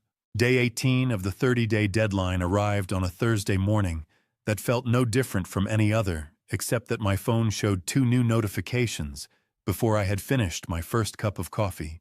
The first was an automated alert from Meridian Commercial Credit, forwarded through Patricia's office, as all financial communications related to Derek's account now were. It confirmed that a scheduled quarterly payment on Derek's business loan had not been received by the due date. Under the terms of the loan agreement, this constituted a payment default. Meridian had issued a formal notice to Derek's company and had begun the internal review process that would determine next steps. I read the notification twice and set the phone face down on the workbench. Payment default. In plain terms, Derek's company had missed a loan payment it was obligated to make. This was separate from the fraud investigation, separate from the lease dispute. It was a failure of basic financial obligation that existed entirely independent of anything I had done or not done. The machinery was grinding on its own now. The second notification was from Pinnacle.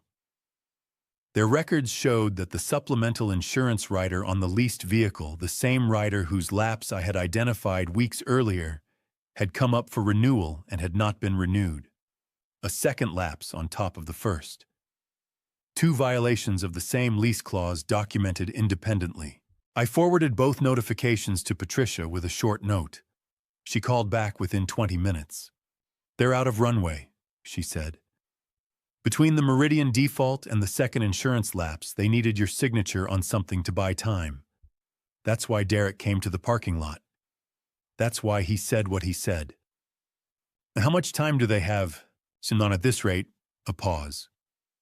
"Less than they think."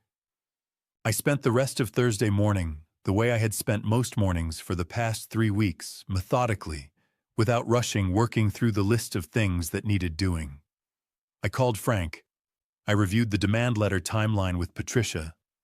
I sat with Margaret over lunch and told her where things stood plainly and without dramatizing it, because she had earned the right to know exactly what was happening in her own life.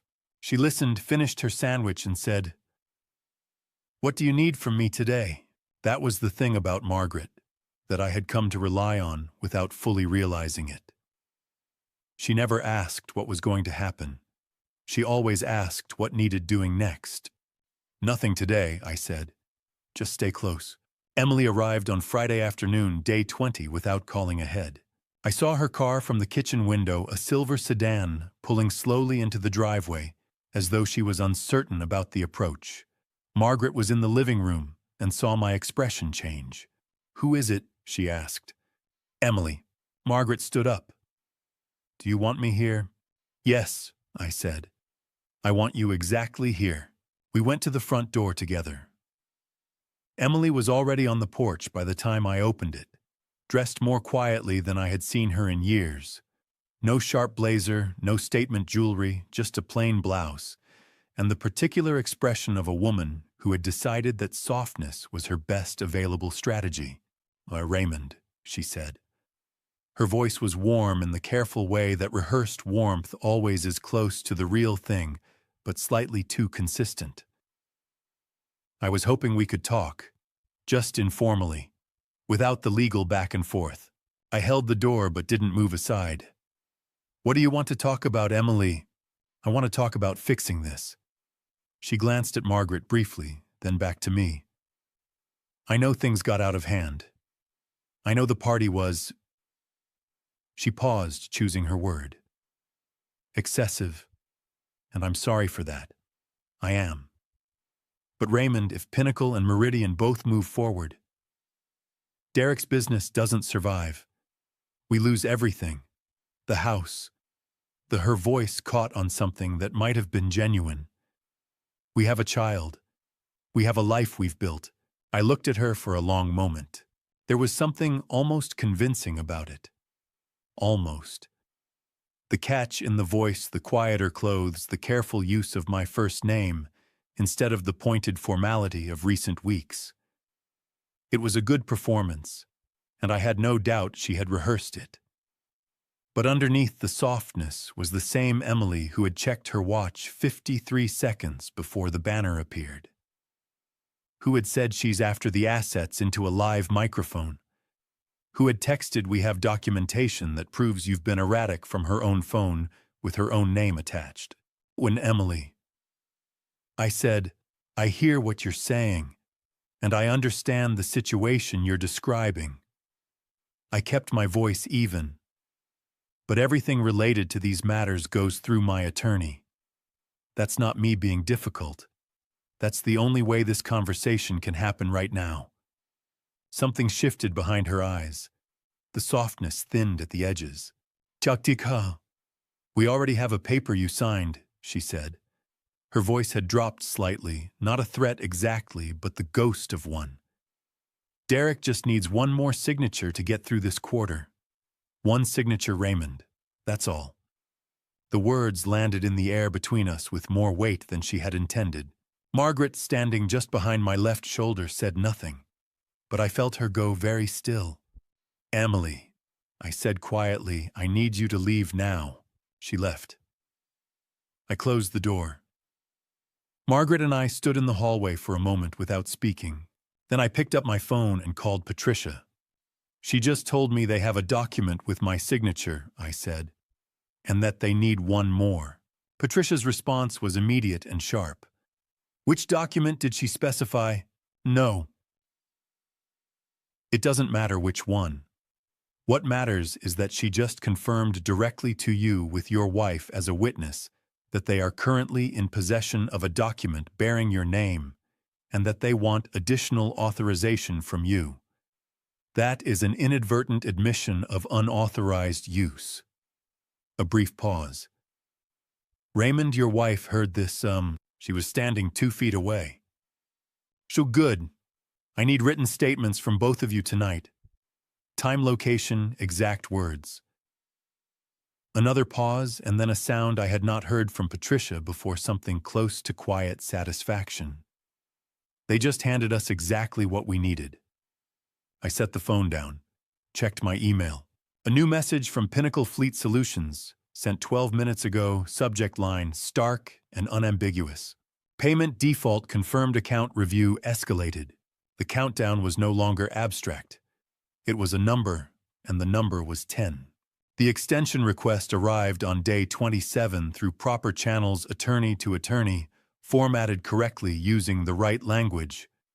That was the first sign that Derek had finally hired someone competent.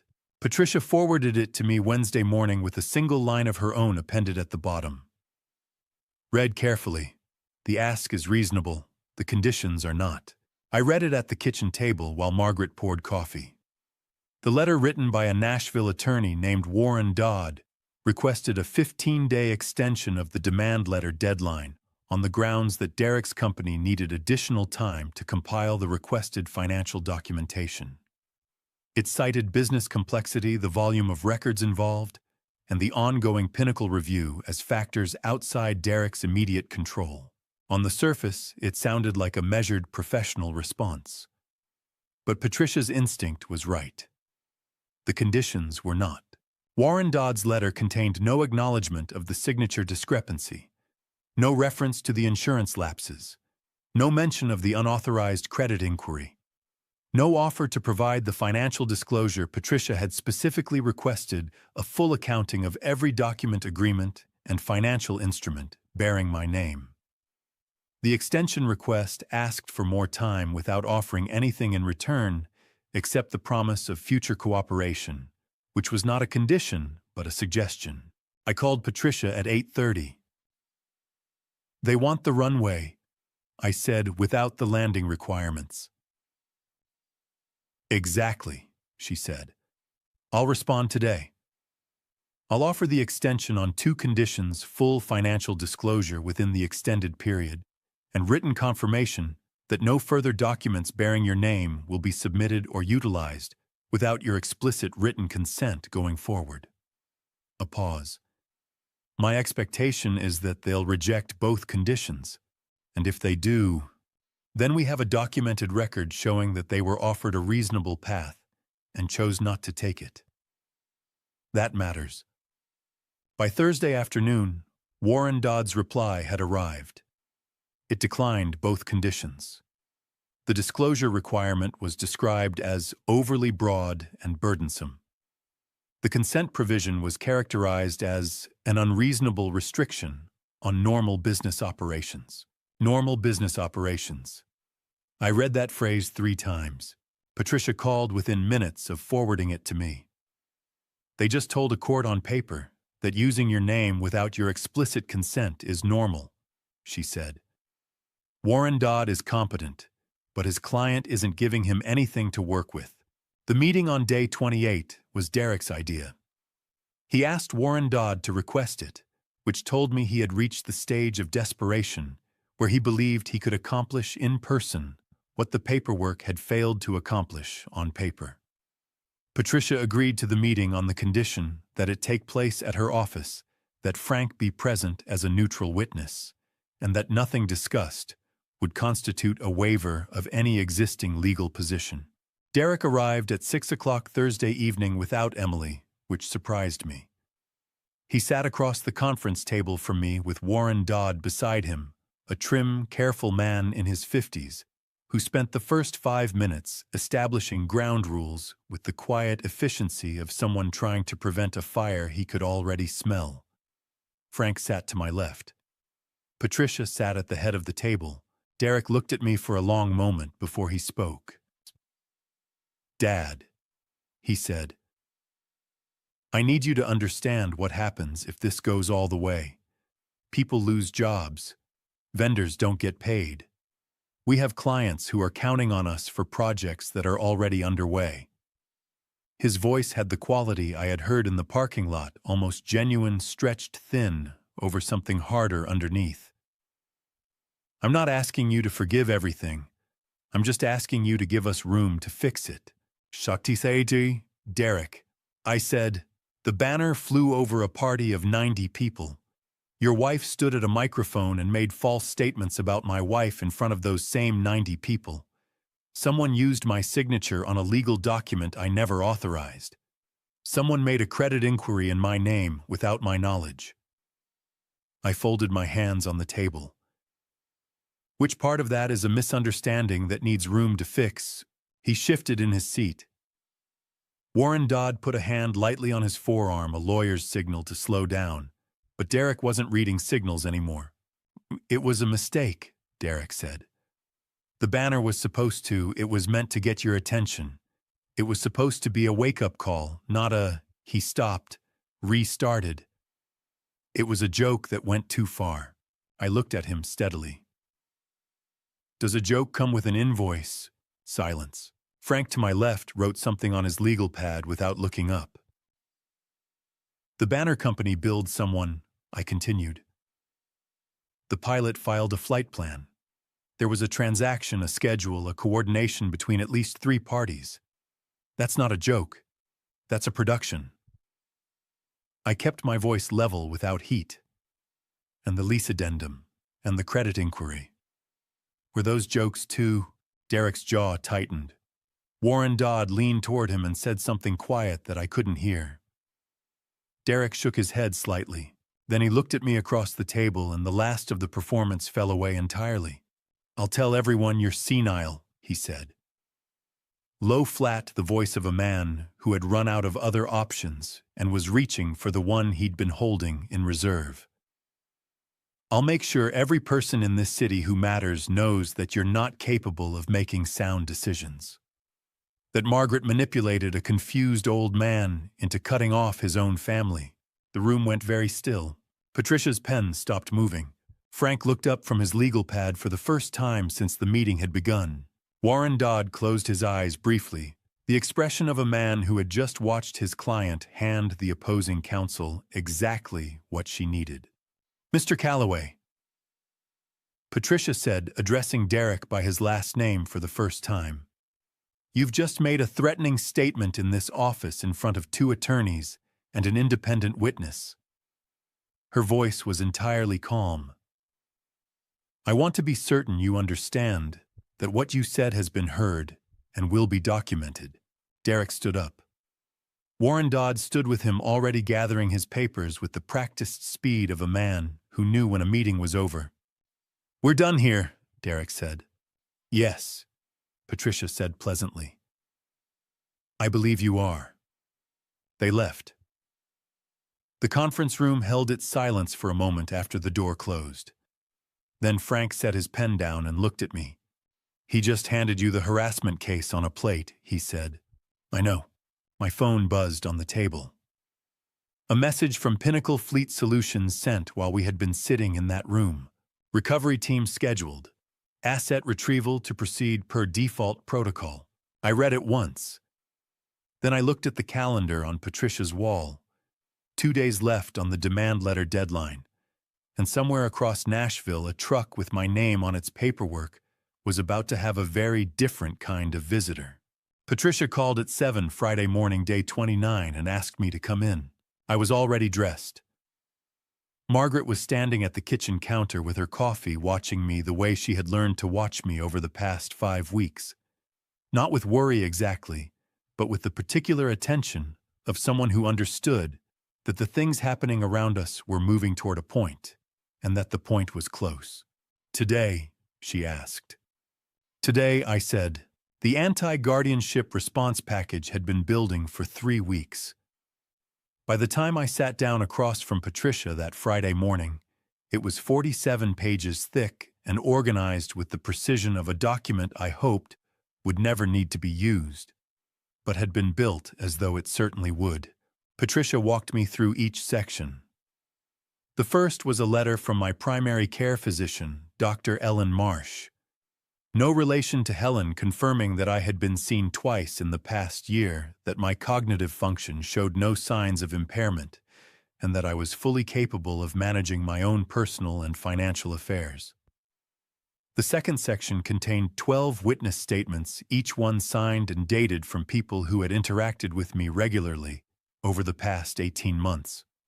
The third was the complete video evidence package, Helen's clip, Curtis's audio, Donna's footage, all with metadata intact, all demonstrating that I had been calm, coherent, and responding appropriately to deliberate provocation. The fourth section was a chronological record of every threatening communication Derek and Emily had sent, with timestamps and context, establishing a pattern of harassment designed to undermine my credibility rather than express genuine concern for my welfare. "If they file," Patricia said, "this package goes to the court within 48 hours. A guardianship petition filed in bad faith against someone with this level of documented capacity and this level of documented harassment from the petitioners is not just likely to fail, it creates liability for the people who filed it. And if they don't file, then this sits in a drawer and you never need it." She folded her hands on the desk. "But Raymond, I want you to understand something. The fact that we built this, the fact that it exists, means that option is effectively closed to them. They know we're ready. Warren Dodd knows we're ready.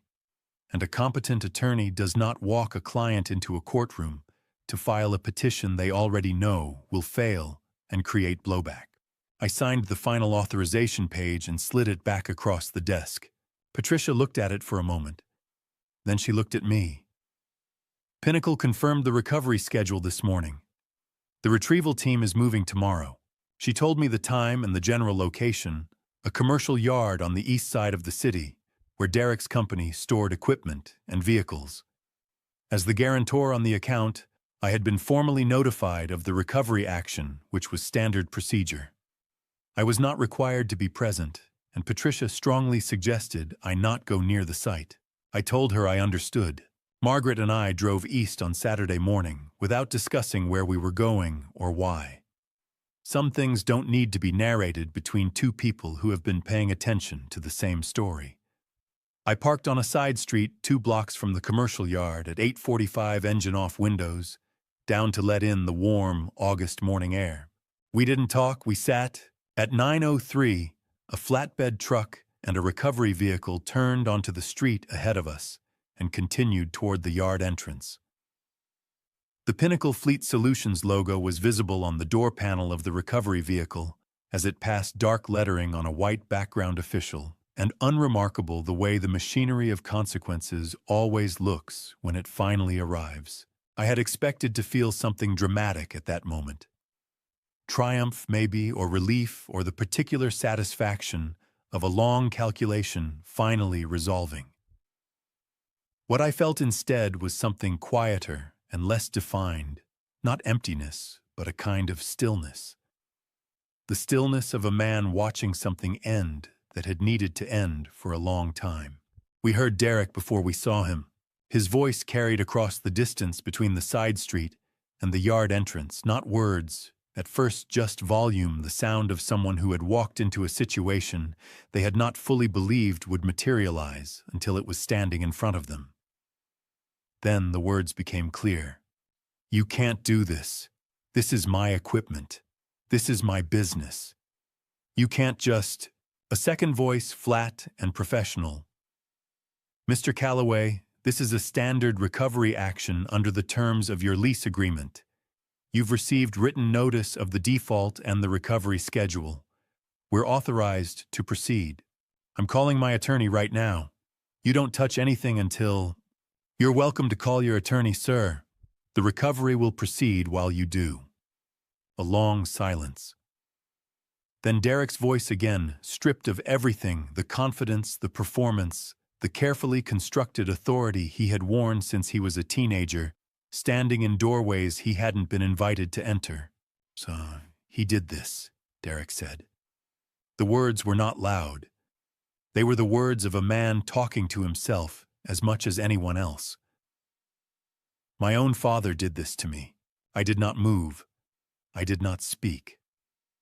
I sat in my truck on a side street 2 blocks away and listened to the sound of consequences arriving on schedule." Margaret put her hand over mine on the center console. She didn't say anything. She didn't need to. At 9:27, my phone buzzed. A text from Derek sent from the yard while the recovery team worked around him. "You killed us, Dad. I hope you're proud." I set the phone in the cup holder without responding. Then I looked at the clock on the dashboard. 9:27 a.m., Saturday the 30th day. The demand letter had set a deadline of 30 days. Derek's company had had 30 days to provide documentation, to engage transparently, to find a path that didn't require anyone's name to be used without consent. 30 days to do the thing that should have been done before a single document was ever filed. The deadline had not been a threat. It had been an opportunity. They had chosen not to take it. I started the truck. Margaret was quiet beside me as I pulled away from the curb and headed back toward the west side of the city, toward the house where the garage smelled like motor oil and old rubber and 31 years of honest work, toward the life I had been building for the past 11 months. With a woman who had never once asked me to be smaller than I was. Behind us, the recovery team was doing its job. Quietly, professionally, without drama, exactly the way the best kind of work gets done. We got home at 10:10 Saturday morning. Margaret made sandwiches neither of us remembered ordering. I sat at the kitchen table and stared at the wall for a few minutes, doing nothing, which was something I had not permitted myself to do in 5 weeks. Then I opened my laptop. The statement took me 40 minutes to write, and 15 minutes to cut down to something I was willing to put my name on. The final version was 112 words. I had Patricia review it by phone before I posted it. Anywhere she read it twice, suggested 1-word change, and told me it was clean. I posted it to my personal Facebook account, which I had not used in 8 months, at 11:37 Saturday morning. It read, "For those who have reached out with concern, thank you. I want to be straightforward about what happened at my birthday party on July 5th. A banner was flown over the event containing statements designed to humiliate me and my wife in front of our friends and family. False statements were also made publicly about my wife's character. I did not respond with anger at the time, and I am not responding with anger now. I am responding with documentation. The facts speak clearly enough. I wish everyone involved well, and I ask that further contact be directed to my attorney." Attached below the statement were 3 images, a screenshot of the banner footage from Donna's clip, a photograph of the anonymous envelope with the typed message, and a single frame from Helen's video showing Derek's face turned toward his phone, smiling as the banner passed overhead. I closed the laptop. Margaret read the post on her phone and set it down without comment. We ate our sandwiches. By early afternoon, Patricia called. "The post is being shared," she said. "People who were at the party are commenting. A few are tagging others who weren't there." A pause. "Raymond, I want you to be prepared. The next 72 hours are going to be loud." She was not wrong. The calls began that evening and continued through Sunday and into Monday. A rolling tide of voices from the periphery of my life, people I hadn't spoken to in years, who had apparently been waiting for an occasion to offer their opinions. An aunt from Clarksville who said I was breaking Derek's heart. A cousin who left 3 voicemails in 4 hours. 2 men from the old congregation who said they were praying for reconciliation and then spent 10 minutes explaining why I was wrong. None of them had been at the party. All of them had apparently spoken to Emily. I answered none of the calls. Frank had said early on, do not negotiate through the wrong channels. These were not channels. These were pressure dressed up as concern, and I had learned over the past 5 weeks that pressure and concern were not the same thing, no matter how sincerely the person applying it believed otherwise. Margaret handled the ones who called her number. She was gracious and brief and said the same thing each time Raymond is working through his attorney. "We appreciate your thoughts." Then she ended the call and wrote the name down in a notebook she had started keeping on the kitchen counter. On Sunday evening, I called Patricia and asked about the employees. Derek's company had 14 people on payroll at the time the recovery action had been initiated: drivers, a dispatcher, 2 office staff, a small crew that handled equipment setup for events. None of them had had any role in the lease fraud. None of them had arranged a banner or stood at a microphone or sent threatening text messages. They had come to work every day and done their jobs and were now caught in the downstream of decisions made by people above them. Patricia explained the mechanism carefully. As part of my cooperation with Pinnacle's formal fraud investigation, I could provide a written statement clarifying which individuals I believed had knowledge of or involvement in the fraudulent documentation, and which I had no reason to believe were involved. That statement would become part of the investigative record.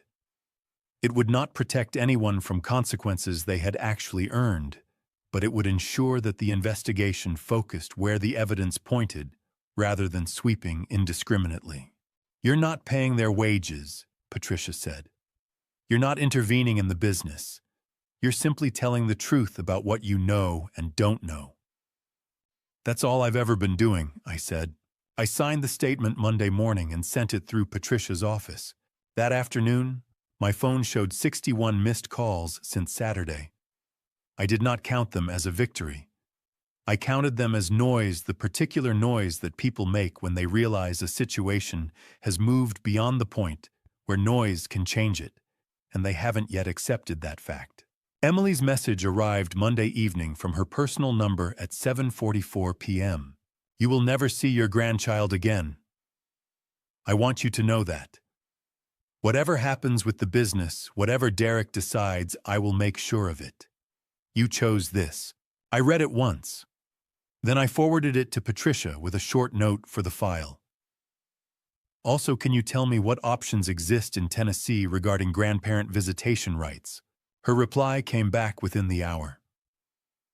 In Tennessee, she explained, grandparents have the right to petition the court for reasonable visitation when that visitation has been unreasonably denied, and when visitation is determined to be in the best interest of the child. It was not an automatic right, and it required a court process, but it was a recognized legal avenue, one that Emily's threat had perhaps inadvertently just made more relevant. I set the phone down and sat in the kitchen for a while, thinking about a child who had nothing to do with any of this and everything to lose from it. Then my email notification sounded. The sender was Derek. The subject line read, "The truth about our family." I looked at it for a long moment without opening it. Whatever was inside that email, whatever version of the truth Derek had decided to commit to writing, I wanted to read it carefully, with Patricia beside me and Frank close by. Because in my experience, when someone finally decides to write down the truth, They almost always include more of it than they intended to. I opened the email at 8:15 Wednesday morning in Patricia's conference room with Frank on my left and a fresh legal pad in front of each of us. Derek's email was 4 pages long. He had written it. I guessed sometime in the small hours of Tuesday morning, the timestamp read 2:47 a.m., which was the hour when exhausted people stop calculating and start confessing. The subject line was "The Truth About Our Family," but the truth inside was less organized than that title suggested. It moved in circles the way pain moves when it hasn't found its shape yet, accusations folding into justifications, folding back into something that was almost but not quite honest. Frank read in silence. Patricia made notes in the margin of her legal pad, with the focused efficiency of someone mining a document for what it contained, rather than what it meant to say. I read every word twice. The core of it, buried under 3 pages of grievance and deflection, was this: Derek and Emily had expected me to return to the family business after Margaret and I married. Not as a partner, as a resource. My compliance background, my financial reliability, my name on their documents. They had assumed, apparently, that Margaret was a phase, that the garage and the retirement and the new life I had built were symptoms of grief rather than choices I had made deliberately. They had waited for me to come back to what they needed me to be, and when I didn't, they had decided to engineer the return. The banner Derek wrote had been Emily's idea. The public humiliation was calculated to make me feel isolated from the community I had built in Nashville, to make Margaret seem like the cause of my estrangement, and to make returning to the family dynamic feel like the path back to dignity. In Derek's words, written at 2:47 in the morning, with the armor finally off, Emily said that if we embarrassed you badly enough in front of people you respected, you'd remember where you belonged. Patricia set her pen down when she reached that section. Admission against interest, she said. This is the most powerful category of evidence in American law, a statement made voluntarily in writing that is directly contrary to the writer's own legal interests. Derek cannot claim he was pressured into writing this. He cannot claim he was misquoted. He sent it from his personal account at 2:47 in the morning, and every word of it is time-stamped and traceable. She looked at me across the table. Raymond, this email is worth more to your legal position than everything else combined. Frank nodded slowly. It's also, he said more quietly, a letter from a son who finally understood that he lost. I sat with that for a moment. The email ended with a paragraph that had clearly been written. After the rest, the tone shifted, became less organized, more raw. Derek wrote that he hadn't expected the lease investigation to go where it went. He hadn't expected Meridian to have been watching independently. He hadn't expected the recovery team to show up on a Saturday morning while he was still half convinced his father would call it off. The last sentence read, "I don't know what I expected, Dad. I think I expected you to be the person you always were. I forgot that the reason I counted on you was because you never let me down. And I used that against you." I folded the printed copy and placed it in the folder. "Forward it to your secure archive," Patricia said, "and we're done here for today." Emily came on Friday morning, day 7 after the climax, without calling the same way she had come 11 days earlier. But she looked different this time. The softness she had performed on the porch was gone. What remained was something starker and in its own way more honest. Margaret answered the door. I came to stand beside her. Emily looked at us both for a moment. Then she said without preamble, "I want you to understand something. The banner, the party, all of it, it wasn't cruelty. It was a lesson. You needed to understand what happens when you choose a stranger over your own family." The word lesson landed in the air between us. I thought about a lesson. A lesson is something a teacher gives a student. It implies authority, implies the right to instruct. Emily had stood at a microphone and made false statements about my wife in front of 90 people and called it a lesson. "Emily," I said, "I need you to leave." She didn't move immediately. "You're going to regret cutting us off. Derek is trying and you're—" "Emily," my voice stayed even. "Leave." She left. The door closed. Margaret and I stood in the hallway in silence for a moment. "That's the closest she's ever come to admitting it," Margaret said. "Could I know?" I said, and it was the last thing I needed to hear. I called Patricia and reported the visit. The word lesson joined the file. That evening at 7:53 p.m., my phone showed a message from an account I didn't immediately recognize, a username that turned out to belong to a tablet registered to a child's profile, the kind of restricted account that parents set up for young children and then forget to fully monitor. The message was 6 words. "Grandpa, I'm scared. Are you okay?" Lucas was 9 years old, Derek and Emily's son, my grandson. A quiet boy who liked building things and asking questions about how engines worked. I had not seen him since before the birthday party. Emily's threat from Monday evening sat in my memory like a splinter I hadn't been able to locate precisely. I typed back, carefully aware that the conversation might be seen. "I'm okay, buddy. Are you safe?" His reply came in 2 minutes. "Yes."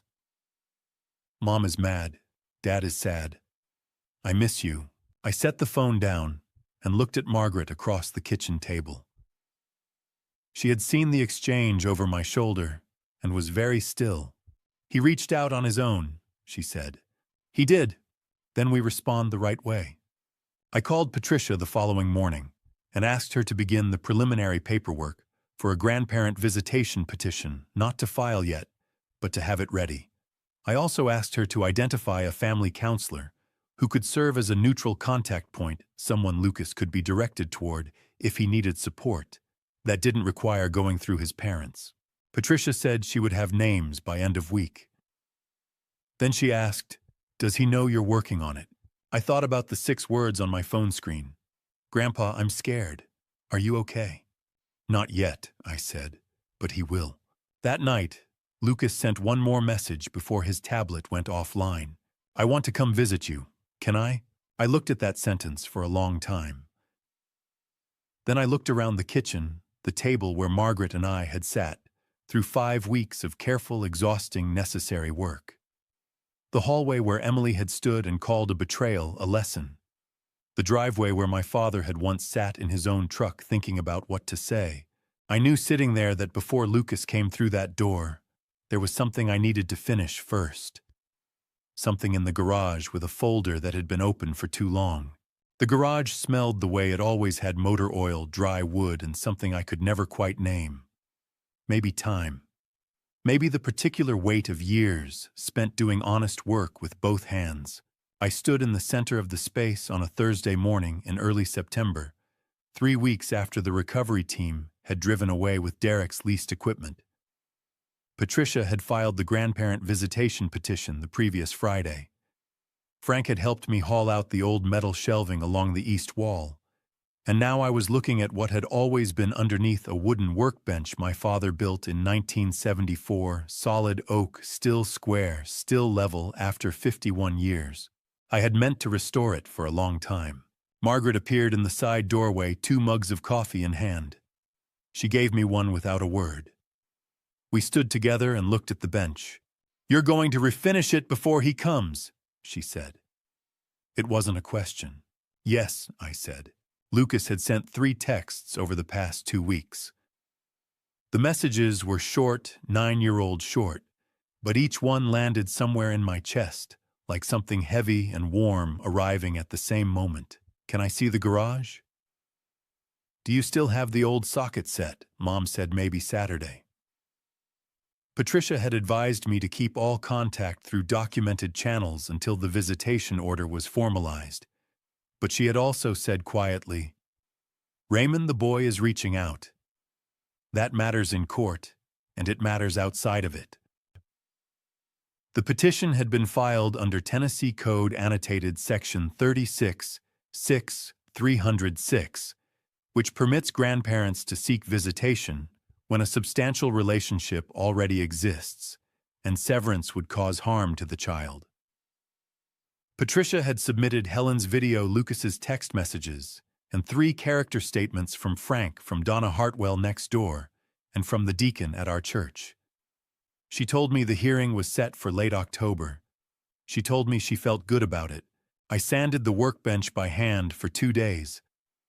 Margaret brought lunch each afternoon.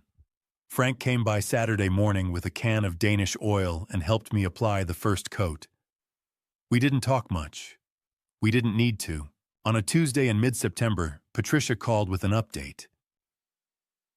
Pinnacle completed their internal review, she said. They've formally referred the matter to their legal department and notified Meridian Commercial Credit. Raymond, both investigations are now independent of anything you do or don't do.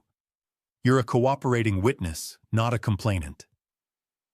What does that mean practically? I asked. It means you've done your part, she said. The system is doing its part now. Whatever happens next is between Derek, his lawyers, those institutions, and whatever facts exist. You are not responsible for the outcome. I sat with that for a moment. And my credit, I asked. Experian confirmed the removal of the unauthorized inquiry last week, she said.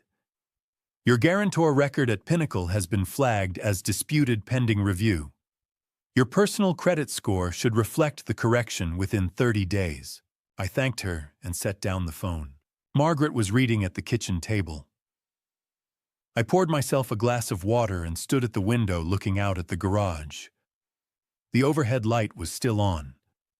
The workbench glowed faintly through the side window, the Danish oil catching what was left of the afternoon. Frank called that evening. You doing all right? He asked. I think so, I said. That's usually what all right sounds like, he said, and I laughed for the first time in what felt like several weeks. The visitation hearing took place on a Wednesday in late October. I wore the same jacket I had worn to my first meeting with Patricia. Margaret sat beside me. Derek and Emily were present with their attorney, Warren Dodd. Nobody spoke to each other in the hallway. Lucas was not in the room. The court had spoken with him privately, through a neutral child advocate standard procedure under Tennessee family law. The judge granted supervised visitation 2 Saturday afternoons per month at a neutral location with a family counselor present for the first 3 sessions. It wasn't everything. It was something real. Lucas arrived that first Saturday with a backpack and both hands jammed in his jacket pockets. He looked at me for a second from the bottom of the driveway, the way children look at things they're not sure are still safe. Then he said, "Is the workbench done?" "Come see for yourself," I said. He ran the flat of his hand across the oak surface the same way I had when I was roughly his age, standing beside my own father in this same building. He knocked on it twice the way you knock on something to test whether it's solid. "It's good," he said with complete authority. "Yes," I said, "it is." We spent the afternoon the way I had hoped we might. He asked questions. I answered them. Margaret brought out cookies at 2 o'clock. Frank stopped by for 20 minutes, shook Lucas's hand like he was an adult, and left without making a fuss about it. When Emily's car appeared at the end of the driveway at 4, Lucas picked up his backpack slowly. At the door, he turned around. "Grandpa," he said, "will the door be open next time?" I looked at him. 62 years old, a retired mechanic, a man who had kept every document and lost the things that couldn't be filed. I looked at this boy who had my son's jawline and apparently his own entirely separate character.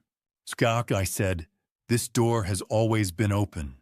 He nodded once satisfied and walked down the driveway. I stood in the garage after he left and did not move for a long time. The workbench held the last of the October light. The records were all in their folders. The accounts were in order. The system was doing what systems do when given accurate information. I was 62 years old. I had built something lost, Something documented everything and survived it. That is not nothing. That I decided is exactly enough. I have told you this family story, not because I wanted sympathy, but because I believe the truth earns its own audience. Here is what I know.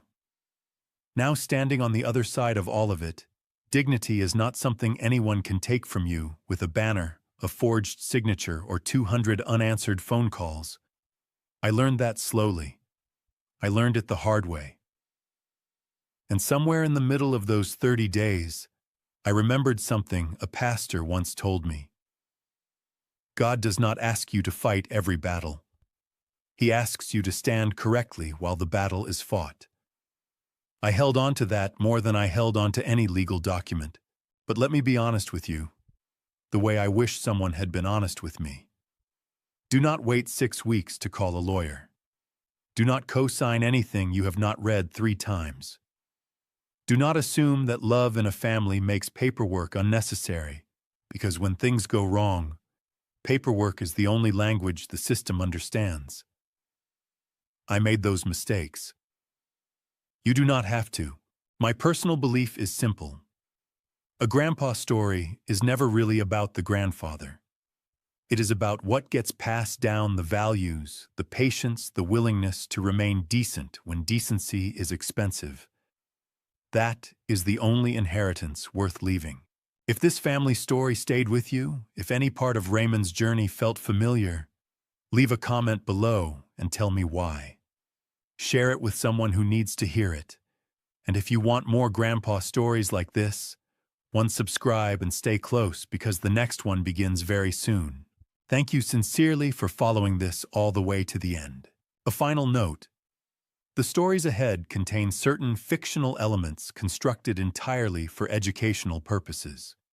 If that is not the content you are looking for, this is a good place to step away and find something that serves you better. No hard feelings. The door, as Raymond would say, is always open.